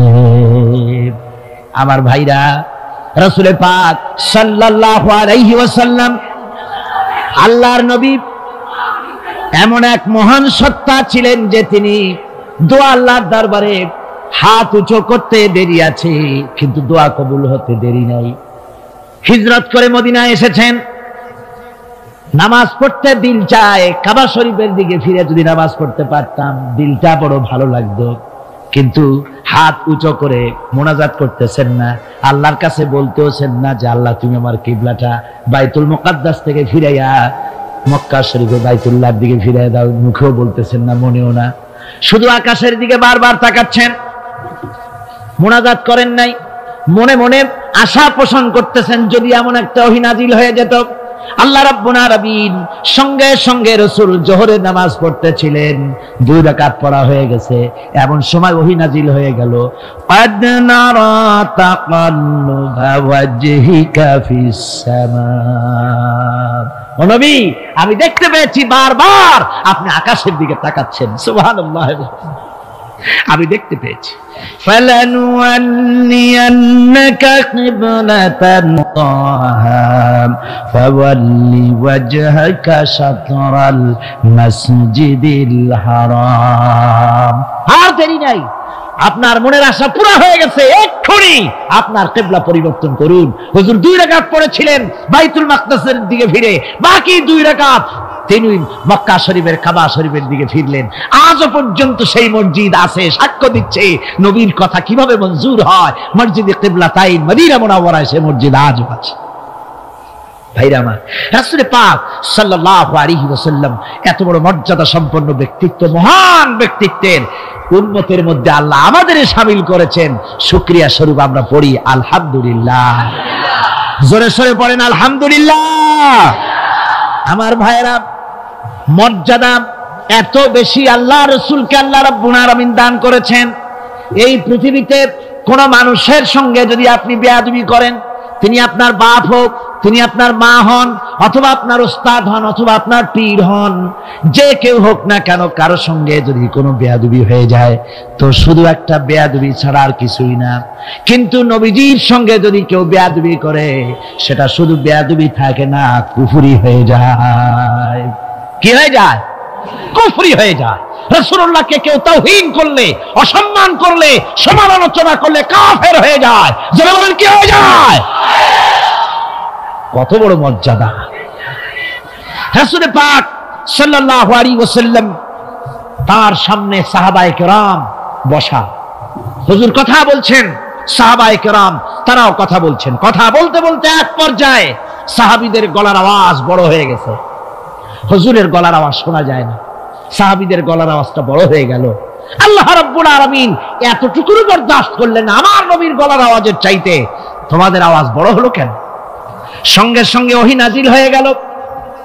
আল্লাহ রাব্বুল আলামিন বলেন, ইয়া আইয়ুহাল্লাযীনা আমানু লা তারফাউ আসওয়াতাকুম ফাওকা সাউতিন নবী।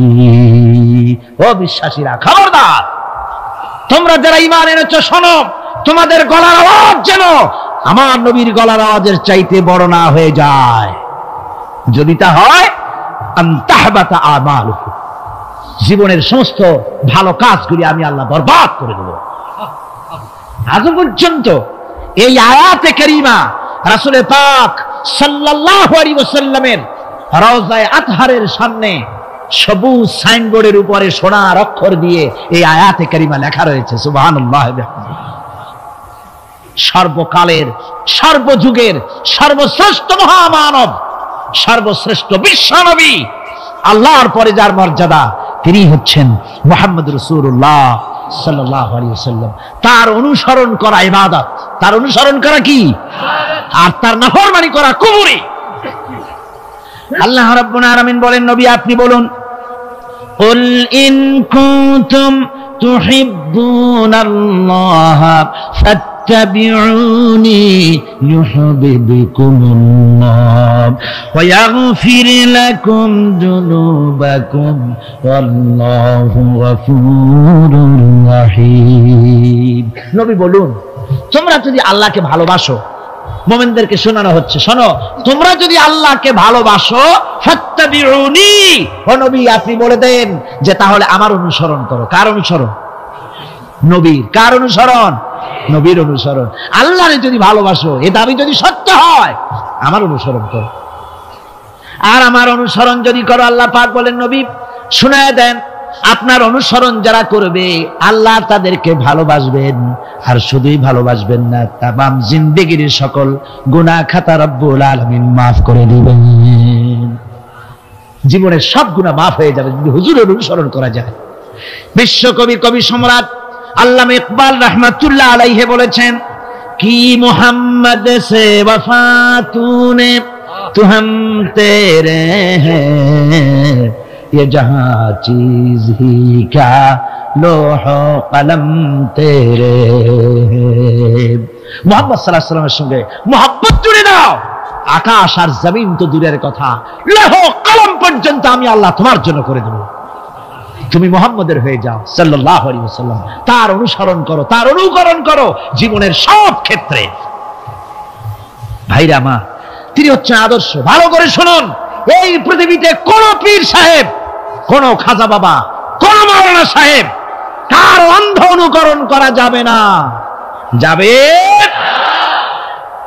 চোখ বুঝে, চোখ বুঝে, বিনা প্রশ্নে, বিনা তর্কে যার অনুসরণ করতে হবে তিনি হচ্ছেন মুহাম্মদ রাসূলুল্লাহ সাল্লাল্লাহু আলাইহি ওয়াসাল্লাম। বিনা প্রশ্নে। কোন পীর সাহেব বললেন সকালবেলায় 10,000 বার আল্লাহু আল্লাহু করো, আল্লাহ আল্লাহ আস্তে হু জোরে, অথবা লা ইলাহা ইল্লাল্লাহ 500 বার জিকির করো, লা ইলাহা আস্তে ইল্লাল্লাহ জোরে। আর ইল্লাল্লাহ কোন কোন মুরিদরা তো এত জোরে করে তাতে কলব থাকলেও পারে গেলেও পারে। আপনি ওই পীর সাহেবের কথা মতো এই জিকির করবেন, আপনাকে দেখতে হবে রাসূল পাক সাল্লাল্লাহু আলাইহি ওয়াসাল্লাম এইরকম জিকির করেছেন কিনা। ঠিক কিনা বল? সাহাবায়ে কেরাম রিদওয়ানুল্লাহি তাআলা আলাইহিম আজমাইন তারা এরকম জিকির করেছেন কিনা। যদি রাসূল এরকম জিকির করে থাকেন, সাহাবায়ে কেরাম এরকম জিকির করে থাকেন, অবশ্যই সেই জিকির আমরা করব। ঠিক কিনা? অন্ধভাবে কাউকে গ্রহণ করব না। কেউ পাগড়ি বাঁধলো, পেছনটা 6 হাত লম্বা রাখলো, আমার পীর সাহেব, সেই জন্য আমি বুঝি আমিও 6 হাতের জায়গায় বরকতের জন্য 12 হাত একেবারে লম্বা করে টানতে টানতে আসবে রাস্তার উপর, এরকম করব না। জামাটা কেমন হবে, মোষটা কেমনে কাটবো, দাড়িটা কিভাবে রাখবো, টুপিটা কিভাবে লাগাবো, খানা কিভাবে খাবো, তারপরে কিভাবে কি করব আর না করব, সবটার মানদণ্ড হচ্ছেন কে? উসওয়া হাসানা। লাকাদ কানা লাকুম ফি রাসূলিল্লাহি উসওয়াতুন হাসানা। গ্রহণযোগ্য একমাত্র মহত্তম আদর্শ হচ্ছে তোমাদের রাসূল, তাকে দিয়ে গ্রহণ করতে হবে। পায়ের নখটা কেমনে কাটবে, মাথার চুলটা কেমনে কাটবে, আদর্শ হচ্ছেন মুহাম্মদ রাসূলুল্লাহ সাল্লাল্লাহু আলাইহি ওয়াসাল্লাম। ওই রাসূলের অনুকরণ করে কোন পীর সাহেব, কোন মাওলানা সাহেব যদি বলে, তাহলে তাকে অনুসরণ করা যাবে। তবে মিলায় দেখতে হবে যে কথা ঠিক আছে কিনা, উনি যা বলছেন, উনি যা করছেন ওইটা ঠিক আছে কিনা। তা না হলে ধোকায় পড়ে যেতে হবে। কি যে পড়তে হবে? ধোকায় পড়ে যেতে হবে। আজকাল তো নানান রকম বাইর হয়েছে, বুঝলেন না? নামের আগে সৃষ্টি লাগায় দেয়। ওই যে ঢাকার কাছে এক জায়গায় একটা সদরুদ্দি সৃষ্টি হইল, তারপরে তাকে উঠায় দেওয়ার জন্য কত সংগ্রাম হলো, কত মানুষ মরলো। আপনার পত্রিকা পড়েন নাই? সে বলেছে রোজা না রাখলে চলবে, ইফতার আসরের সময় করলে হবে, আর রোজার দিন দুপুরের সময় চিড়ে চিড়ে খাইলে অসুবিধা নেই, বুঝলেন? যশোরে গেলাম, সেখানে শুনলাম সেই পাকিস্তান আমলে এক পীর নাকি আসছিল, এসে বলে গেছে, ভাই আসল পর্দা মনের পর্দা, এর থেকে বাইরের কোনো পর্দা না। লোক দেখা না পর্দাটা করে লাভ কি? আসল পর্দা মনের পর্দা। তারপরে মনে মনে নামাজ পড়ো, মনে মনে রোজা রাখো, মনে মনে হজ করো, যাকাত দাও, মনটা সাফ হয়ে গেলে তোমার আর কোনো অসুবিধা নাই। এই মনের পীর আসলো, আমি সেই এলাকায় গেলাম, যাইয়া শুনি এই রকমের কাম করছে। আমি বললাম, ওই লোকটা যদি আবার আসে আম গাছের সাথে বান্ধা ধুয়ে, তারপরে সে যখন বলবে যে আমার তো পেশাব পায়খানা করা লাগবে, আমারে ছাড়ো, তোমরা বলবা যে না ছাড়া যাবে না। মনে মনে যদি নামাজ পড়া যায়, মনে মনে পেশাব পায়খানা করুন। যদি বলে আমার ক্ষুধা লাগছে অথবা পানি পান করবো, তৃষ্ণা লেগেছে, বলতে হবে মনে মনে যদি রোজা রাখা যায় তো মনে মনে খাওয়া দাওয়ার কামটা সারিয়ে নেন মেহেরবানি করিয়া। এই ধরনের কিছু সংখ্যক লোক বেরিয়েছে যাদেরকে লোকেরা সাহাবীদের চাইতে, নবীদের চাইতেও বড় মনে করে। আশ্চর্য কথা, বিভিন্ন জায়গায় এ ধরনের পীর হয়, তাদের আবার নওরোজ অনুষ্ঠান হয়, তাদের জন্ম দিবসে তাদেরকে গোসল করানো হয়, সেই গোসলের পানি আবার মুরিদেরা খায়। জোরে কর নাউজুবিল্লাহ, জোরে কর নাউজুবিল্লাহ।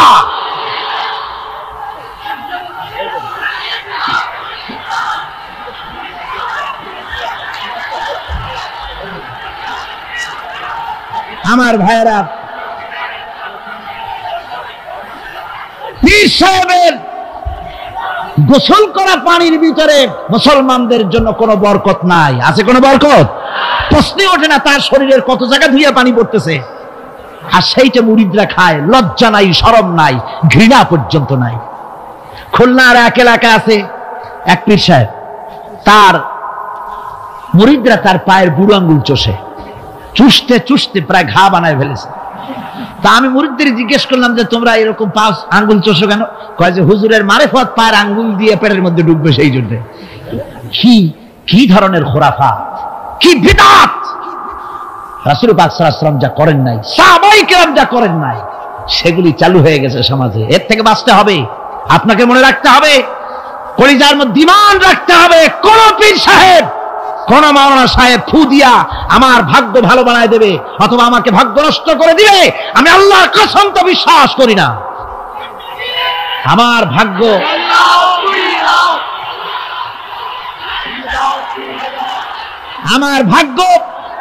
আমার তাকদীর ভালো বা খারাপ, এ সবটা হতে পারে আল্লাহর পক্ষ থেকে। কার পক্ষ থেকে? জোরে বলেন, কার পক্ষ থেকে? আল্লাহর পক্ষ থেকে হতে পারে। সুতরাং আজকে আমাদের দেশে বহুত নকল পেরিয়ে গেছে। পীর মুরিদি একসময় খুব ভালো ছিল, কিন্তু যে জিনিস যত ভালো তার নকল বেরোয় তত তাড়াতাড়ি। তবে আলহামদুলিল্লাহ, এখনো আলহামদুলিল্লাহ কিছু হাক্কানি পীর এখনো আছে যারা সমাজের কাজ করেন, যারা ওইভাবে কদম বুঝি নেওয়ার জন্য পা আগ বাড়ায় দেয় না। কথা বুঝতে পেরেছেন? মানুষকে সর্বনাশ করে না, বরং তাদের ইলম আছে, ইলমের দ্বারা মানুষের কাছে হেদায়েতের কথা শোনায়, সমাজ গঠনমূলক কাজ করে, আল্লাহর কোরআন প্রচার করে। এ ধরনের লোক আছে, তবে এদের সংখ্যা কম। ঠিক কিনা কম? এদের সংখ্যা কম। এরা বিভিন্ন জায়গায় মাজার তৈরি করেছে, মাজারাত তৈরি করেছে। একটা দুইটা মাজারে না, বহুত মাজার, গাড়ি বাস সব থামাইয়া তারপরে তাদের কাছ থেকে, মানুষের কাছ থেকে পয়সা কালেকশন করা হয়। ঠিক কিনা? এই যে পয়সা কালেকশন করা হলো, আমি জিজ্ঞেস করি এই টাকাগুলো যে কালেকশন করা হলো, দেওয়া হলো, এই টাকা দিয়ে কবরে যে শো আছে, ওই টাকা দিয়ে তিনি কি কোনো ফায়দা পান? টাকা দরকার কার? জীবিত মানুষের না মরা মানুষের? তো কমন সেন্স নাই কেন মুসলমানের?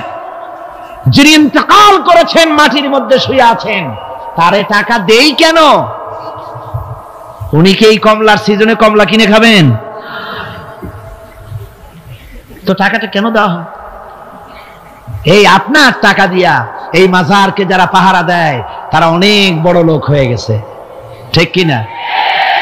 আবার অনেক মাজার আছে যে মাজারে কেডা শোয়া তার মাজারের পাহারাদারও জানেন। এরকম আমি নিজেও দেখেছি। জিজ্ঞেস করেছি যে কবর কার? কত তা তো জানি না। একজন আল্লাহর মাহবুব বান্দা শুয়ে আছে এখানে। কে সেই মাহবুব বান্দা? নাম টাম জানি না, স্বপ্নের মধ্যে দেখলাম আল্লাহর এক ওলির কবর এখানে, সেই জন্য গম্বুজ বানাই দিছি।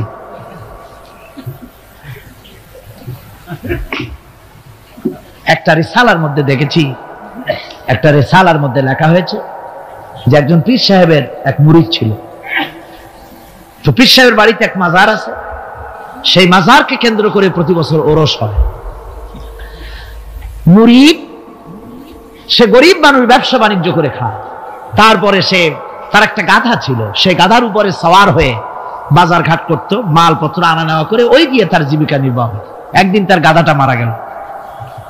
সেই রিসালার মধ্যে লেখা হয়েছে যে লোকটা তখন গাধা মরেছে, এর আর কিচ্ছু নাই, জমি জমাও নাই, খাবে কি করে? খুব দুঃখ পেল মনে। আর এই গাধা যদি মরে কুলে পড়ে থাকে তাহলে দুর্গন্ধ হবে। সেই জন্য রাস্তার পাশে ঝুপড়ি, তার একটা বাড়ি, ওই বাড়ির পাশেই রাস্তা, রাস্তার পাশেই একটা কবর খুঁড়িয়া তার মধ্যে গাধারে শোয়াই দিয়া দাফন টাফন করিয়া কবরের পাশে বসে আর দুশ্চিন্তা করতেছে যে আমি এরপরে বাঁচবো কি করে, খাবো কি, ঘুমায় মানে চোখ বুঝে বুঝে কাঁদতেছে। এমন সময় ওইটা ছিল বাজারে যাওয়ার রাস্তা, লোকজন বাজারের দিকে যাচ্ছে। যাওয়ার সময় চিন্তা করলো যে এখানে তো কোনোদিন মাজার দেখিনি, এখানে একটা লোক কাঁদতেছে মাজারের কাছে বসে, না জানি কোনো অলি আল্লাহর কবর হবে বোধহয়। এরপরে লোকেরা বাজার থেকে ফেরার সময় দেখে যে হ্যাঁ ওই সেই লোকটা এখনো কাঁদতেছে। তখন যার কাছে যা ছিল, কেউ 2টা পান ফিরে গেল, কেউ একটা বেগুন, কেউ 2টা চিংড়ি মাছ, কেউ 2টা টাকা, কেউ একটু মরিচ, এইভাবে তরি তরকারি চাউল যার কাছে যা ছিল কিছু কিছু দিয়ে গেছে। কিছুক্ষণ পর সন্ধ্যার দিকে লোকটা মনে করলো আর কতক্ষণ কান্দি, এখন বাড়ি যাই। চোখ খুলে দেখে চতুর্দিকে খাদ্য খাবার, তরি তরকারি, পয়সা করি। কয় যে মাশাআল্লাহ, শুনছিলাম হাতি বাঁচলেও লাখ টাকা, মরলেও লাখ টাকা। সে কথা যে গাধার ব্যাপারে খাটে তা তো জানি না, এই গাধা মরিও তো আমার বাঁচায় গেছে। এখন ওই কবরের উপরে, গাধার কবরের উপরে চাদর টাদর চড়ায় চড়ায় দিয়া ওইখানে জুজ্জাক করে বসছে। বছর খানিক চলে গেল, লোকেরা পয়সা করি দেওয়া শুরু করলো। এরপরে সেখানে সে ইট পাটকেল জোগাড় করলো, একটা বিল্ডিং তৈরি করলো, সামনে সাইনবোর্ড লাগাই দিল হযরত গেদা শাহ রহমাতুল্লাহ আলাইহির মাজার। মানুষ প্রতি বছর ওর সেখানে জমা হচ্ছে, টাকার অভাব নাই। এখন এই লোক যার মুরিদ, সেই পীর সাহেবের কাছে অন্যরা এসে কয় হুজুর আপনার মাজারের আর বরকত কি, আপনার মুরিদের মাজারের কাছে মানুষ ভরা, টাকার অভাব নাই। পীর সাহেব কৌতূহল হলো যে ও আবার একটা মাজার পাইল কই। তারপরে একদিন ওই মুরিদকে ডেকে বললো, বাবা সত্যি কথাটা আমারে কও, এই মাজার কার? মুরিদ কয় যে হুজুর আপনি আমার ওস্তাদ, আপনার কাছেই সব শিখছি, কিন্তু এই কথা কাউকে বলবেন না। বল না, বল না কি হয়েছে, মাজারটা কার?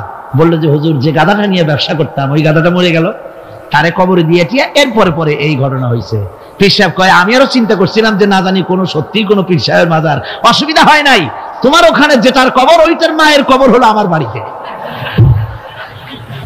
মানে ওই বাচ্চা গাধাটা পীর সাহেব দিয়েছিল তারে। আমার ভাইরা আপনারা আশ্চর্য হবেন, বাংলাদেশে এরকম বহুত মাজার আছে, সে মাজারের কোনো ঠিকানা নাই, কার মাজার তারও কোনো খোঁজ খবর নাই। মানুষকে শোষণ করে টাকা পয়সা লুণ্ঠন করা হতেছে। মাজার একটা হলে তার উপরে চাদর দেওয়া লাগবে, আগরবাতি দিতে হবে, মোমবাতি দিতে হবে, গোলাপ পানি ছিটাতে হবে। কোথায় পেয়েছেন? কোন হাদিসে পেয়েছেন? মাজারে যদি চাদর দিতে হতো, রাসূল পাক সাল্লাল্লাহু আলাইহি ওয়াসাল্লামের কবরের উপরে লোকেরা সুতার চাদর দিত না, নিজের কলিজা বার করে কলিজা দিয়ে চাদর বিছাই দিত হুজুরের মাজারের উপরে। জান্নাতুল বাকিতে গিয়ে দেখুন, জান্নাতুল বাকিতে শহাদায়ে উহুদ আছে, সেখানে সাহাবায়ে কিরাম আছে, আজওয়াজে মুতাহহারাত আছে, বানাতে রাসূল, ইবনে রাসূল, আহলে বাইত সেখানে শুয়ে আছেন। হযরত ওসমান রাদিয়াল্লাহু তাআলা আনহুর মতো লোক সেখানে ঘুমিয়ে আছেন। রাইসুল মুফাসসিরিন হযরত ইবনে মাসউদ রাদিয়াল্লাহু তাআলা আনহু সেখানে ঘুমিয়ে আছেন। হযরত ইবনে আব্বাসের উনি ওখানে, ওনার কবর হচ্ছে গিয়ে তায়েফে। এ ধরনের ইতিহাসের মধ্যে এসছে জান্নাতুল বাকির মধ্যে কমসে কম 10,000 সাহাবায়ে কেরামদের মাজার আছে। সুবহানাল্লাহ। যায় দেখেন তো জান্নাতুল বাকিতে একটা চাদর আছে নাকি? যারা হজ করতে গেছেন কোন চাদর দেখেছেন? আগরবাতি আছে, মোমবাতি আছে, গোলাপ পানি আছে। সুতরাং এই বিদআত থেকে বাঁচতে হবে মুসলমানদেরকে। মুসলমানদের সাথে সম্পর্ক মসজিদে, মুসলমানদের সাথে সম্পর্ক কিসের? অবশ্যই মাজারের সাথে সম্পর্ক নয়। মাজারের সাথে সম্পর্ক শুধু এতটুকু, আল্লাহর ওলিদের মাজারকে ঘেরাও দিয়ে সুন্দর করে রাখুন, যাতে করে অপবিত্র না হয়। লোকেরা কেউ যদি আসে জিয়ারত করার সুযোগ পায়, শিরক বিদআত থেকে মুক্ত হয়ে এতটুকুন করা যেতে পারে। কিন্তু বিশাল আকারের গম্বুজ করে লাইট জ্বালাতে হবে, আগরবাতি মোমবাতি দিতে হবে, এটা সম্পূর্ণ বিদআত। এক শ্রেণীর লোকেরা এগুলি করে ব্যবসা করতেছে। সেই জন্য বলছি যে আমাদের ইত্তেবা করতে হবে রাসূলের। কার ইত্তেবা করতে হবে? যা রাসূল করেন নাই, যা সাহাবায়ে কিরাম করেন নাই, তা আমরা করতে পারি না।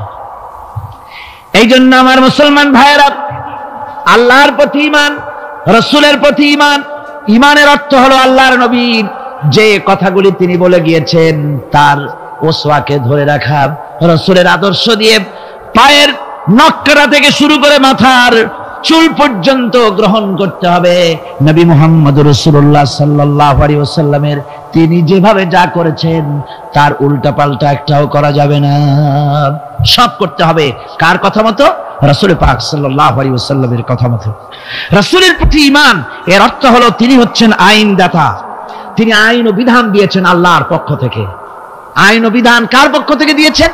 আল্লাহর পক্ষ থেকে। তিনি যে বিচার করেছেন সেই বিচারক হিসাবে তাকে গ্রহণ করতে হবে।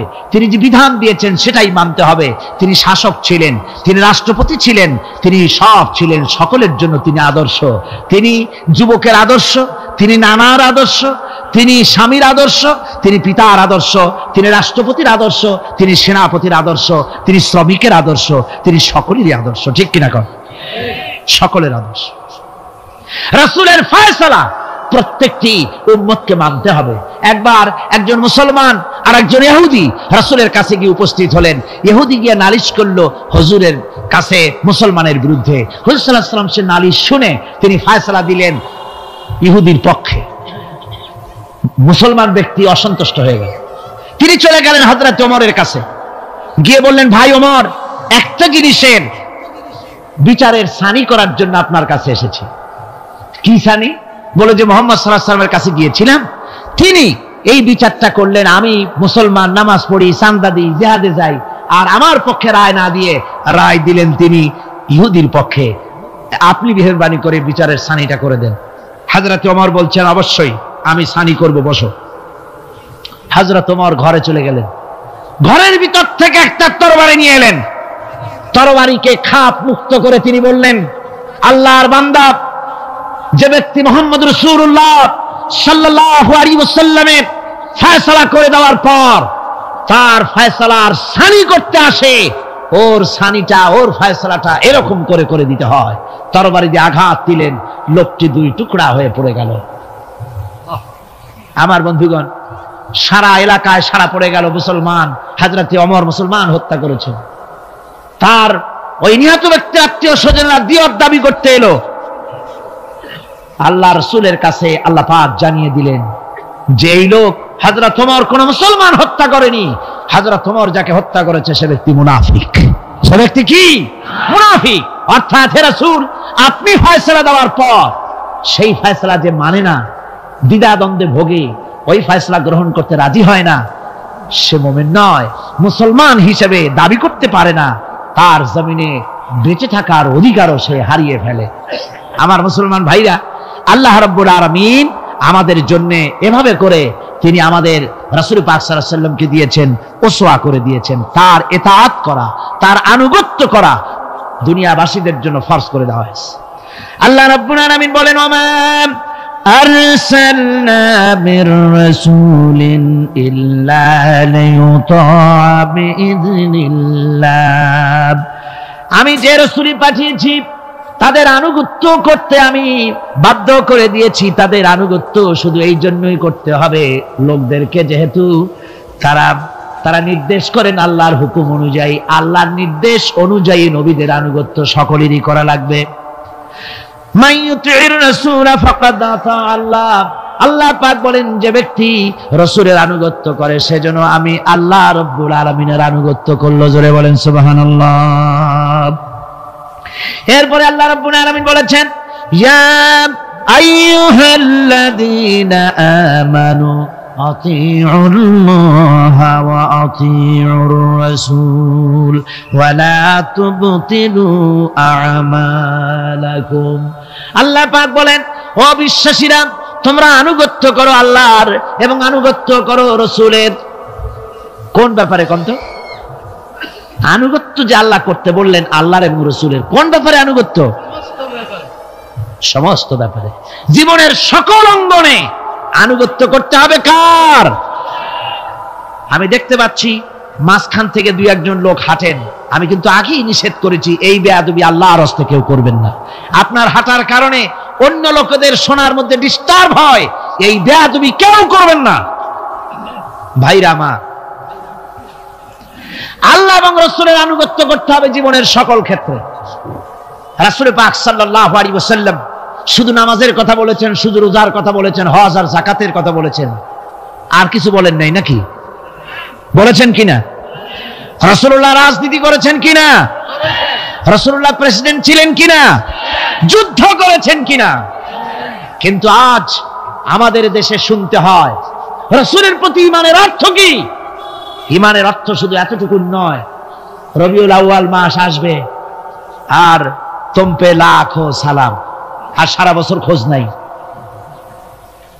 খুব সুন্দর করে দরুদ শরীফ মিলাদ শরীফ পড়বেন, আর রাসূলের আইন অমর্যাদা হবে।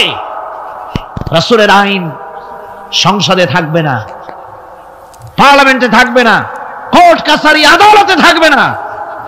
বলা হবে ধর্ম আর রাজনীতি আলাদা। রাসূলের প্রতি এই ঈমানের 4 পয়সা মূল্য নাই। আছে মূল্য?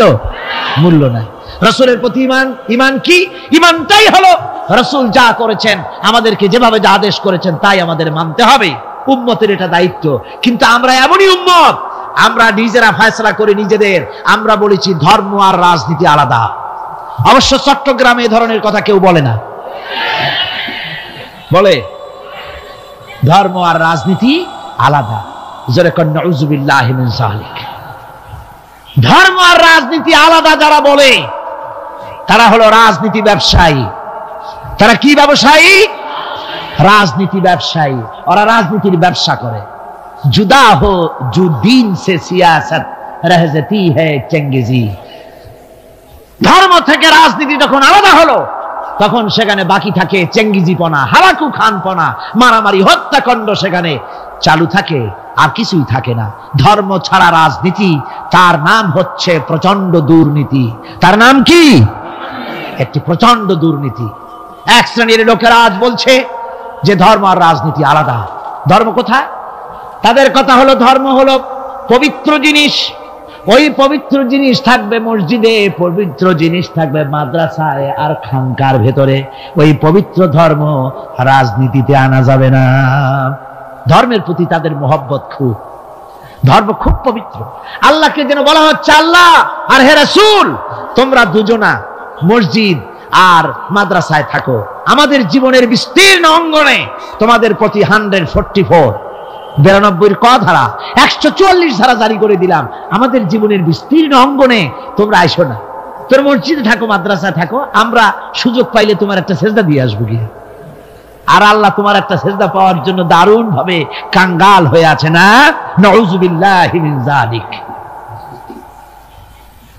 যারা বলে ধর্ম আর রাজনীতি আলাদা, তারা সুস্পষ্ট মুনাফিক। যারা বলেন তারা কি?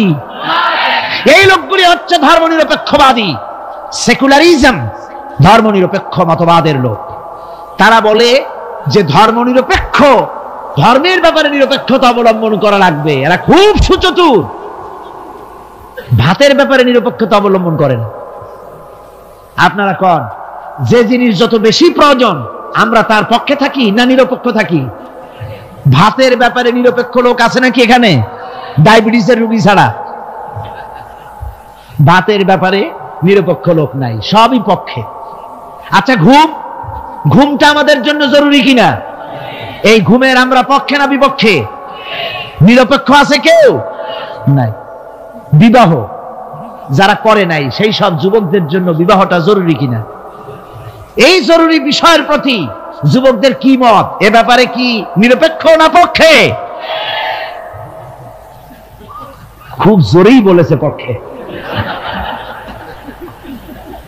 তাহলে বোঝা গেল যে জিনিস যত বেশি জরুরি আমরা সেইটার পক্ষে, আর যেটা জরুরত নাই আমরা সেটা পক্ষে নাই।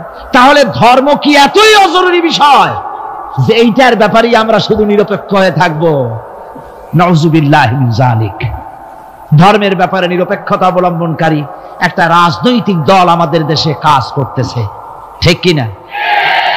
ধর্ম নিরপেক্ষ মতবাদের সপক্ষে তারা কোরআনে কারীমের আয়াত বলে। তারা বলে মৌলভী সাহেবরা কি বুখারী পড়ে নাই? বুখারীর মধ্যে আছে লাকুম দীনুকুম ওয়ালিয়া দীন। আর অনুসারীরা তখন চিন্তা করে, বাপরে, আমাদের নেতি খান বুখারীও পড়ে। আজীব তামাশা। লা ইকরাহা ফিদ্দীন, এর মধ্যে ধর্ম নিরপেক্ষতার গন্ধ নাই। সূরাটির নাম হচ্ছে সূরা কাফিরুন। সূরাটির নাম কি?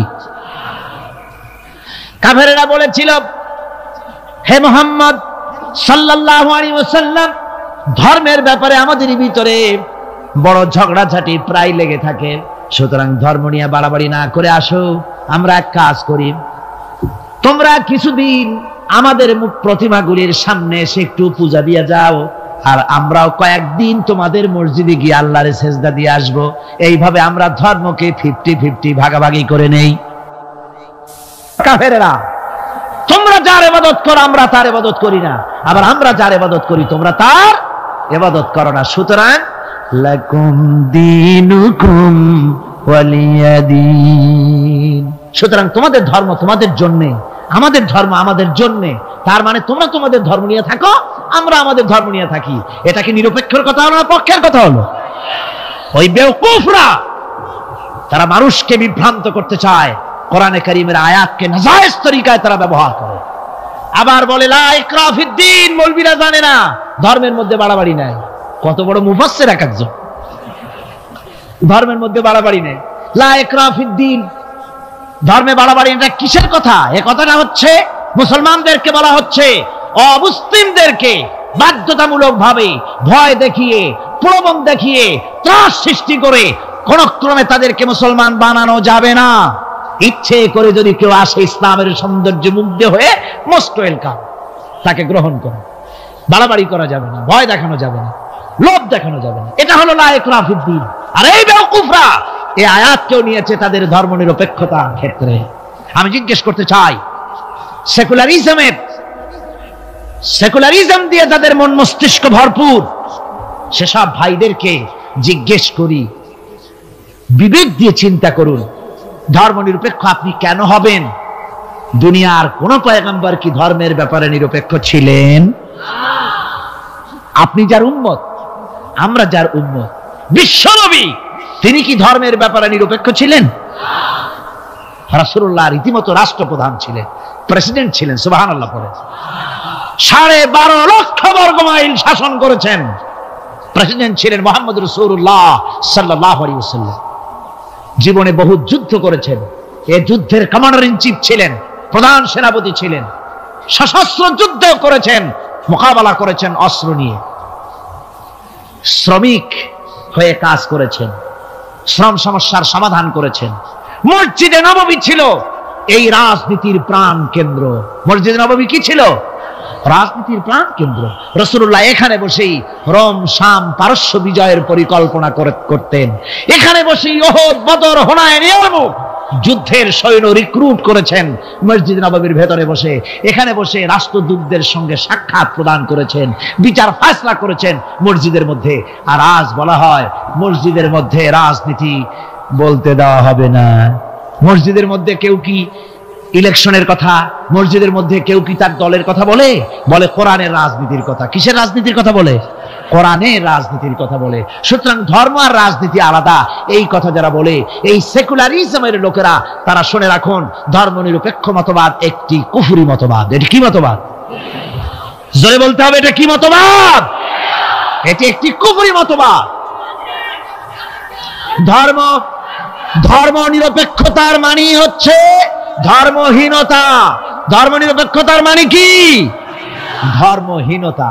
ওরা কোনদিন সব সময় বলবে ধর্মকে ব্যবহার করতেছে রাজনীতিতে। বেচারা তোমরাও ধর্মের কথা বলো না, তা ওরা বলবে না। ওরা ওদের কর্মীদেরকে কখনো নামাজের কথা বলবে না। যদি বলে, তা বলে এই জন্য, তোমরা নামাজ পড়ো, মসজিদে যাইয়া দেখো কেউ রাজনীতির কথা বলে নাকি। নামাজ পড়ার জন্য নয়, রাজনীতি কেউ করে নাকি তা দেখার জন্য, গোয়েন্দাগিরি করার জন্য। হায় রে কপাল পোড়ার দল! আমার দেশে এই ভণ্ডামি ছিল না। ধর্মনিরপেক্ষ মতবাদ একটা ভণ্ডামি। জোরে বলেন, এটা কি? আমার দেশে এটা ছিল না। এই ভণ্ডামিমূলক ধর্মনিরপেক্ষতার রাজনীতি বাংলাদেশে ছিল না। 1971 সনের পরে যারা ক্ষমতা এলো, তারা ভারত থেকে, ভারতের কাফেরদের তৈরি করা পৃথিবীর এই নিকৃষ্ট মতবাদ বাংলাদেশে আমদানি করেছে।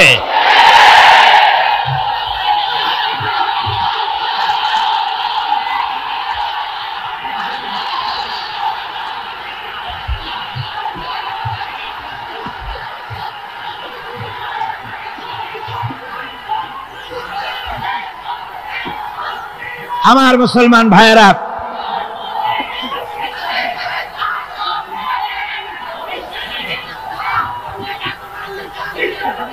এই যে কোরআন শরীফ, এই কোরআন শরীফ মানতে হবে মুসলমানদেরকে।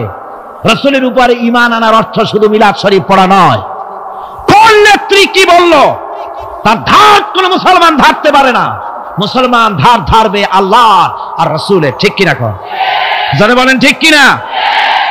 ভারতের গোলাম এরা বলে ধর্মনিরপেক্ষতার মানে ধর্মহীনতা নয়। যদি ধর্মনিরপেক্ষতার অর্থ ধর্মহীনতা না হবে, তাহলে 1971 সনের পরে তোমরা ক্ষমতায় এসে বিশ্ববিদ্যালয় সমূহের মনোগ্রাম থেকে ইকরা বিস্মি রাব্বিকাল্লাযী খালাক রাব্বি জিদনি ইলমা এই আয়াত দুটিকে তুলে ফেললে কেন বলো? কোন জবাব আছে? কোন জবাব নেই। সলিমুল্লাহ মুসলিম হল নাম ছিল, মুসলমান শব্দ বাদ দিয়েছে। নাম ছিল সলিমুল্লাহ মুসলিম হল, মুসলিম শব্দ বাদ দিয়ে দিল। তারপরে নজরুল ইসলাম কলেজ, ইসলাম সহ্য হলো না, ইসলাম বাদ দেয়া শুধু নজরুল কলেজ। ওদের যে দল, সেই দলটার নামের মধ্যেও একটা মুসলিম শব্দ ছিল। জি, ওদের দলটার নামের মধ্যেও মুসলিম শব্দ ছিল, ছিল না? সেই শব্দটুকুনো তারা বরদাস্ত করে নাই। আমি ওদের দলের নাম নিতে চাই না, আপনারাই বুঝুন ওদের দলের নামের মধ্যে মুসলিম শব্দ ছিল কিনা। হিন্দুদের পাঁচাটা গোলাম, এই দলটি তাদের নাম থেকে মুসলিম শব্দকে বের করে দিয়েছে। এদের কাছে ইসলাম আর মুসলমান সবচাইতে সহ্যের বাইরে। তাই যখন ভারতে শত শত মসজিদ ভাঙে উগ্রপন্থী হিন্দুরা, তখন ভারতের ওই গোলাম দলটি শনি রাখরা ঘুরে বেড়ায়।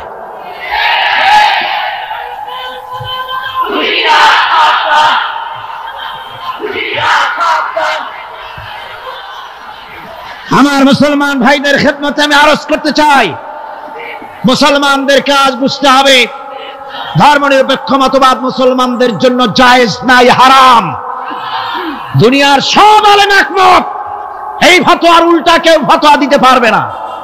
দুনিয়ার সব মুফাসসিরিন, মুহাদ্দিসিন, উলামায়ে কেরাম, মুফতি সব একমত, ধর্মনিরপেক্ষ মতবাদ কুফরি মতবাদ। কি মতবাদ? যারা বলেন কি মতবাদ? কোন মুসলমানের সন্তান যাকে মুসলমানের জন্ম দিয়েছে ধর্মনিরপেক্ষবাদের আন্দোলন করতে পারে না, হারাম, হারাম।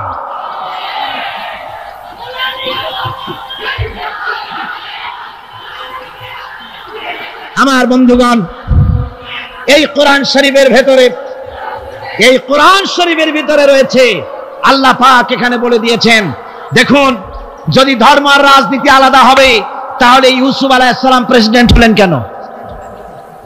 সূরা ইউসুফ আছে না কোরআন শরীফে? হযরত ইউসুফ আলাইহিস সালাম জেলে গিয়েছিলেন, দীর্ঘদিন জেলে ছিলেন। জেল থেকে বেরিয়ে এসে মিশরের অর্থ এবং খাদ্য দুটি মন্ত্রণালয়ের দায়িত্বশীল মন্ত্রী হয়েছিলেন, আছে কোরআন শরীফে। গোটা মিশরের প্রেসিডেন্ট হয়েছিলেন, আছে কোরআনে। সুলাইমান আলাইহিস সালাম গোটা পৃথিবীর প্রেসিডেন্ট ছিলেন, আছে কোরআনে।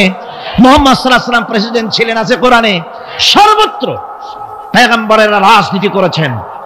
এই দুশ্চরিত্র লোকগুলি ভারতের গোলামেরা, তাদের কথা হলো আলেম ওলামারা রাজনীতি করবে না, ধর্মীয় মাহফিলে রাজনীতি হবে না। বাংলাদেশ তোমার বাপের সম্পত্তি, এমন ভাবে কথা বলে বাংলাদেশে ধর্ম নিয়ে রাজনীতি করতে দেওয়া হবে না। মনে হয় যেন বাপ, এই বাংলাদেশ ওর বাপের সম্পত্তি আর আমরা ঘর জামাই থাকি।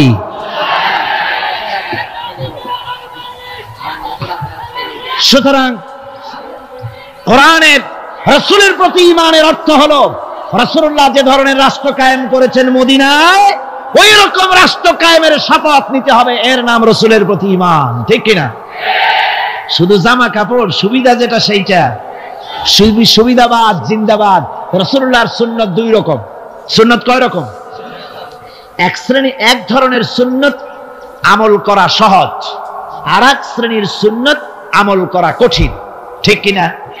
আমি কিন্তু সুন্নতের মর্যাদা সম্পর্কে কথা বলছি না, আমি বলছি আমলের ব্যাপারে ধরনটা। এক শ্রেণী রাসূলের কোন সুন্নতের কদর কিন্তু কম নয়, আকাশ আর জমিন বিক্রি করলেও রাসূলের একটা সুন্নতের সমান মর্যাদা হবে না। রাসূলের সুন্নাত পালনের মধ্যে দুই ধরনের, একটা সুন্নাত হচ্ছে পালন করা খুব সহজ, আর একটা পালন করা কঠিন। সহজ সুন্নাত হলো চোখে সুরমা লাগানো, সহজ সুন্নাত দুপুরে খাইয়া আরামে ঘুমানো, সহজ সুন্নাত হলো কদু খাওয়া, সহজ সুন্নাত খাবারের পরে মিষ্টি খাওয়া, এগুলি হলো সহজ সুন্নাত।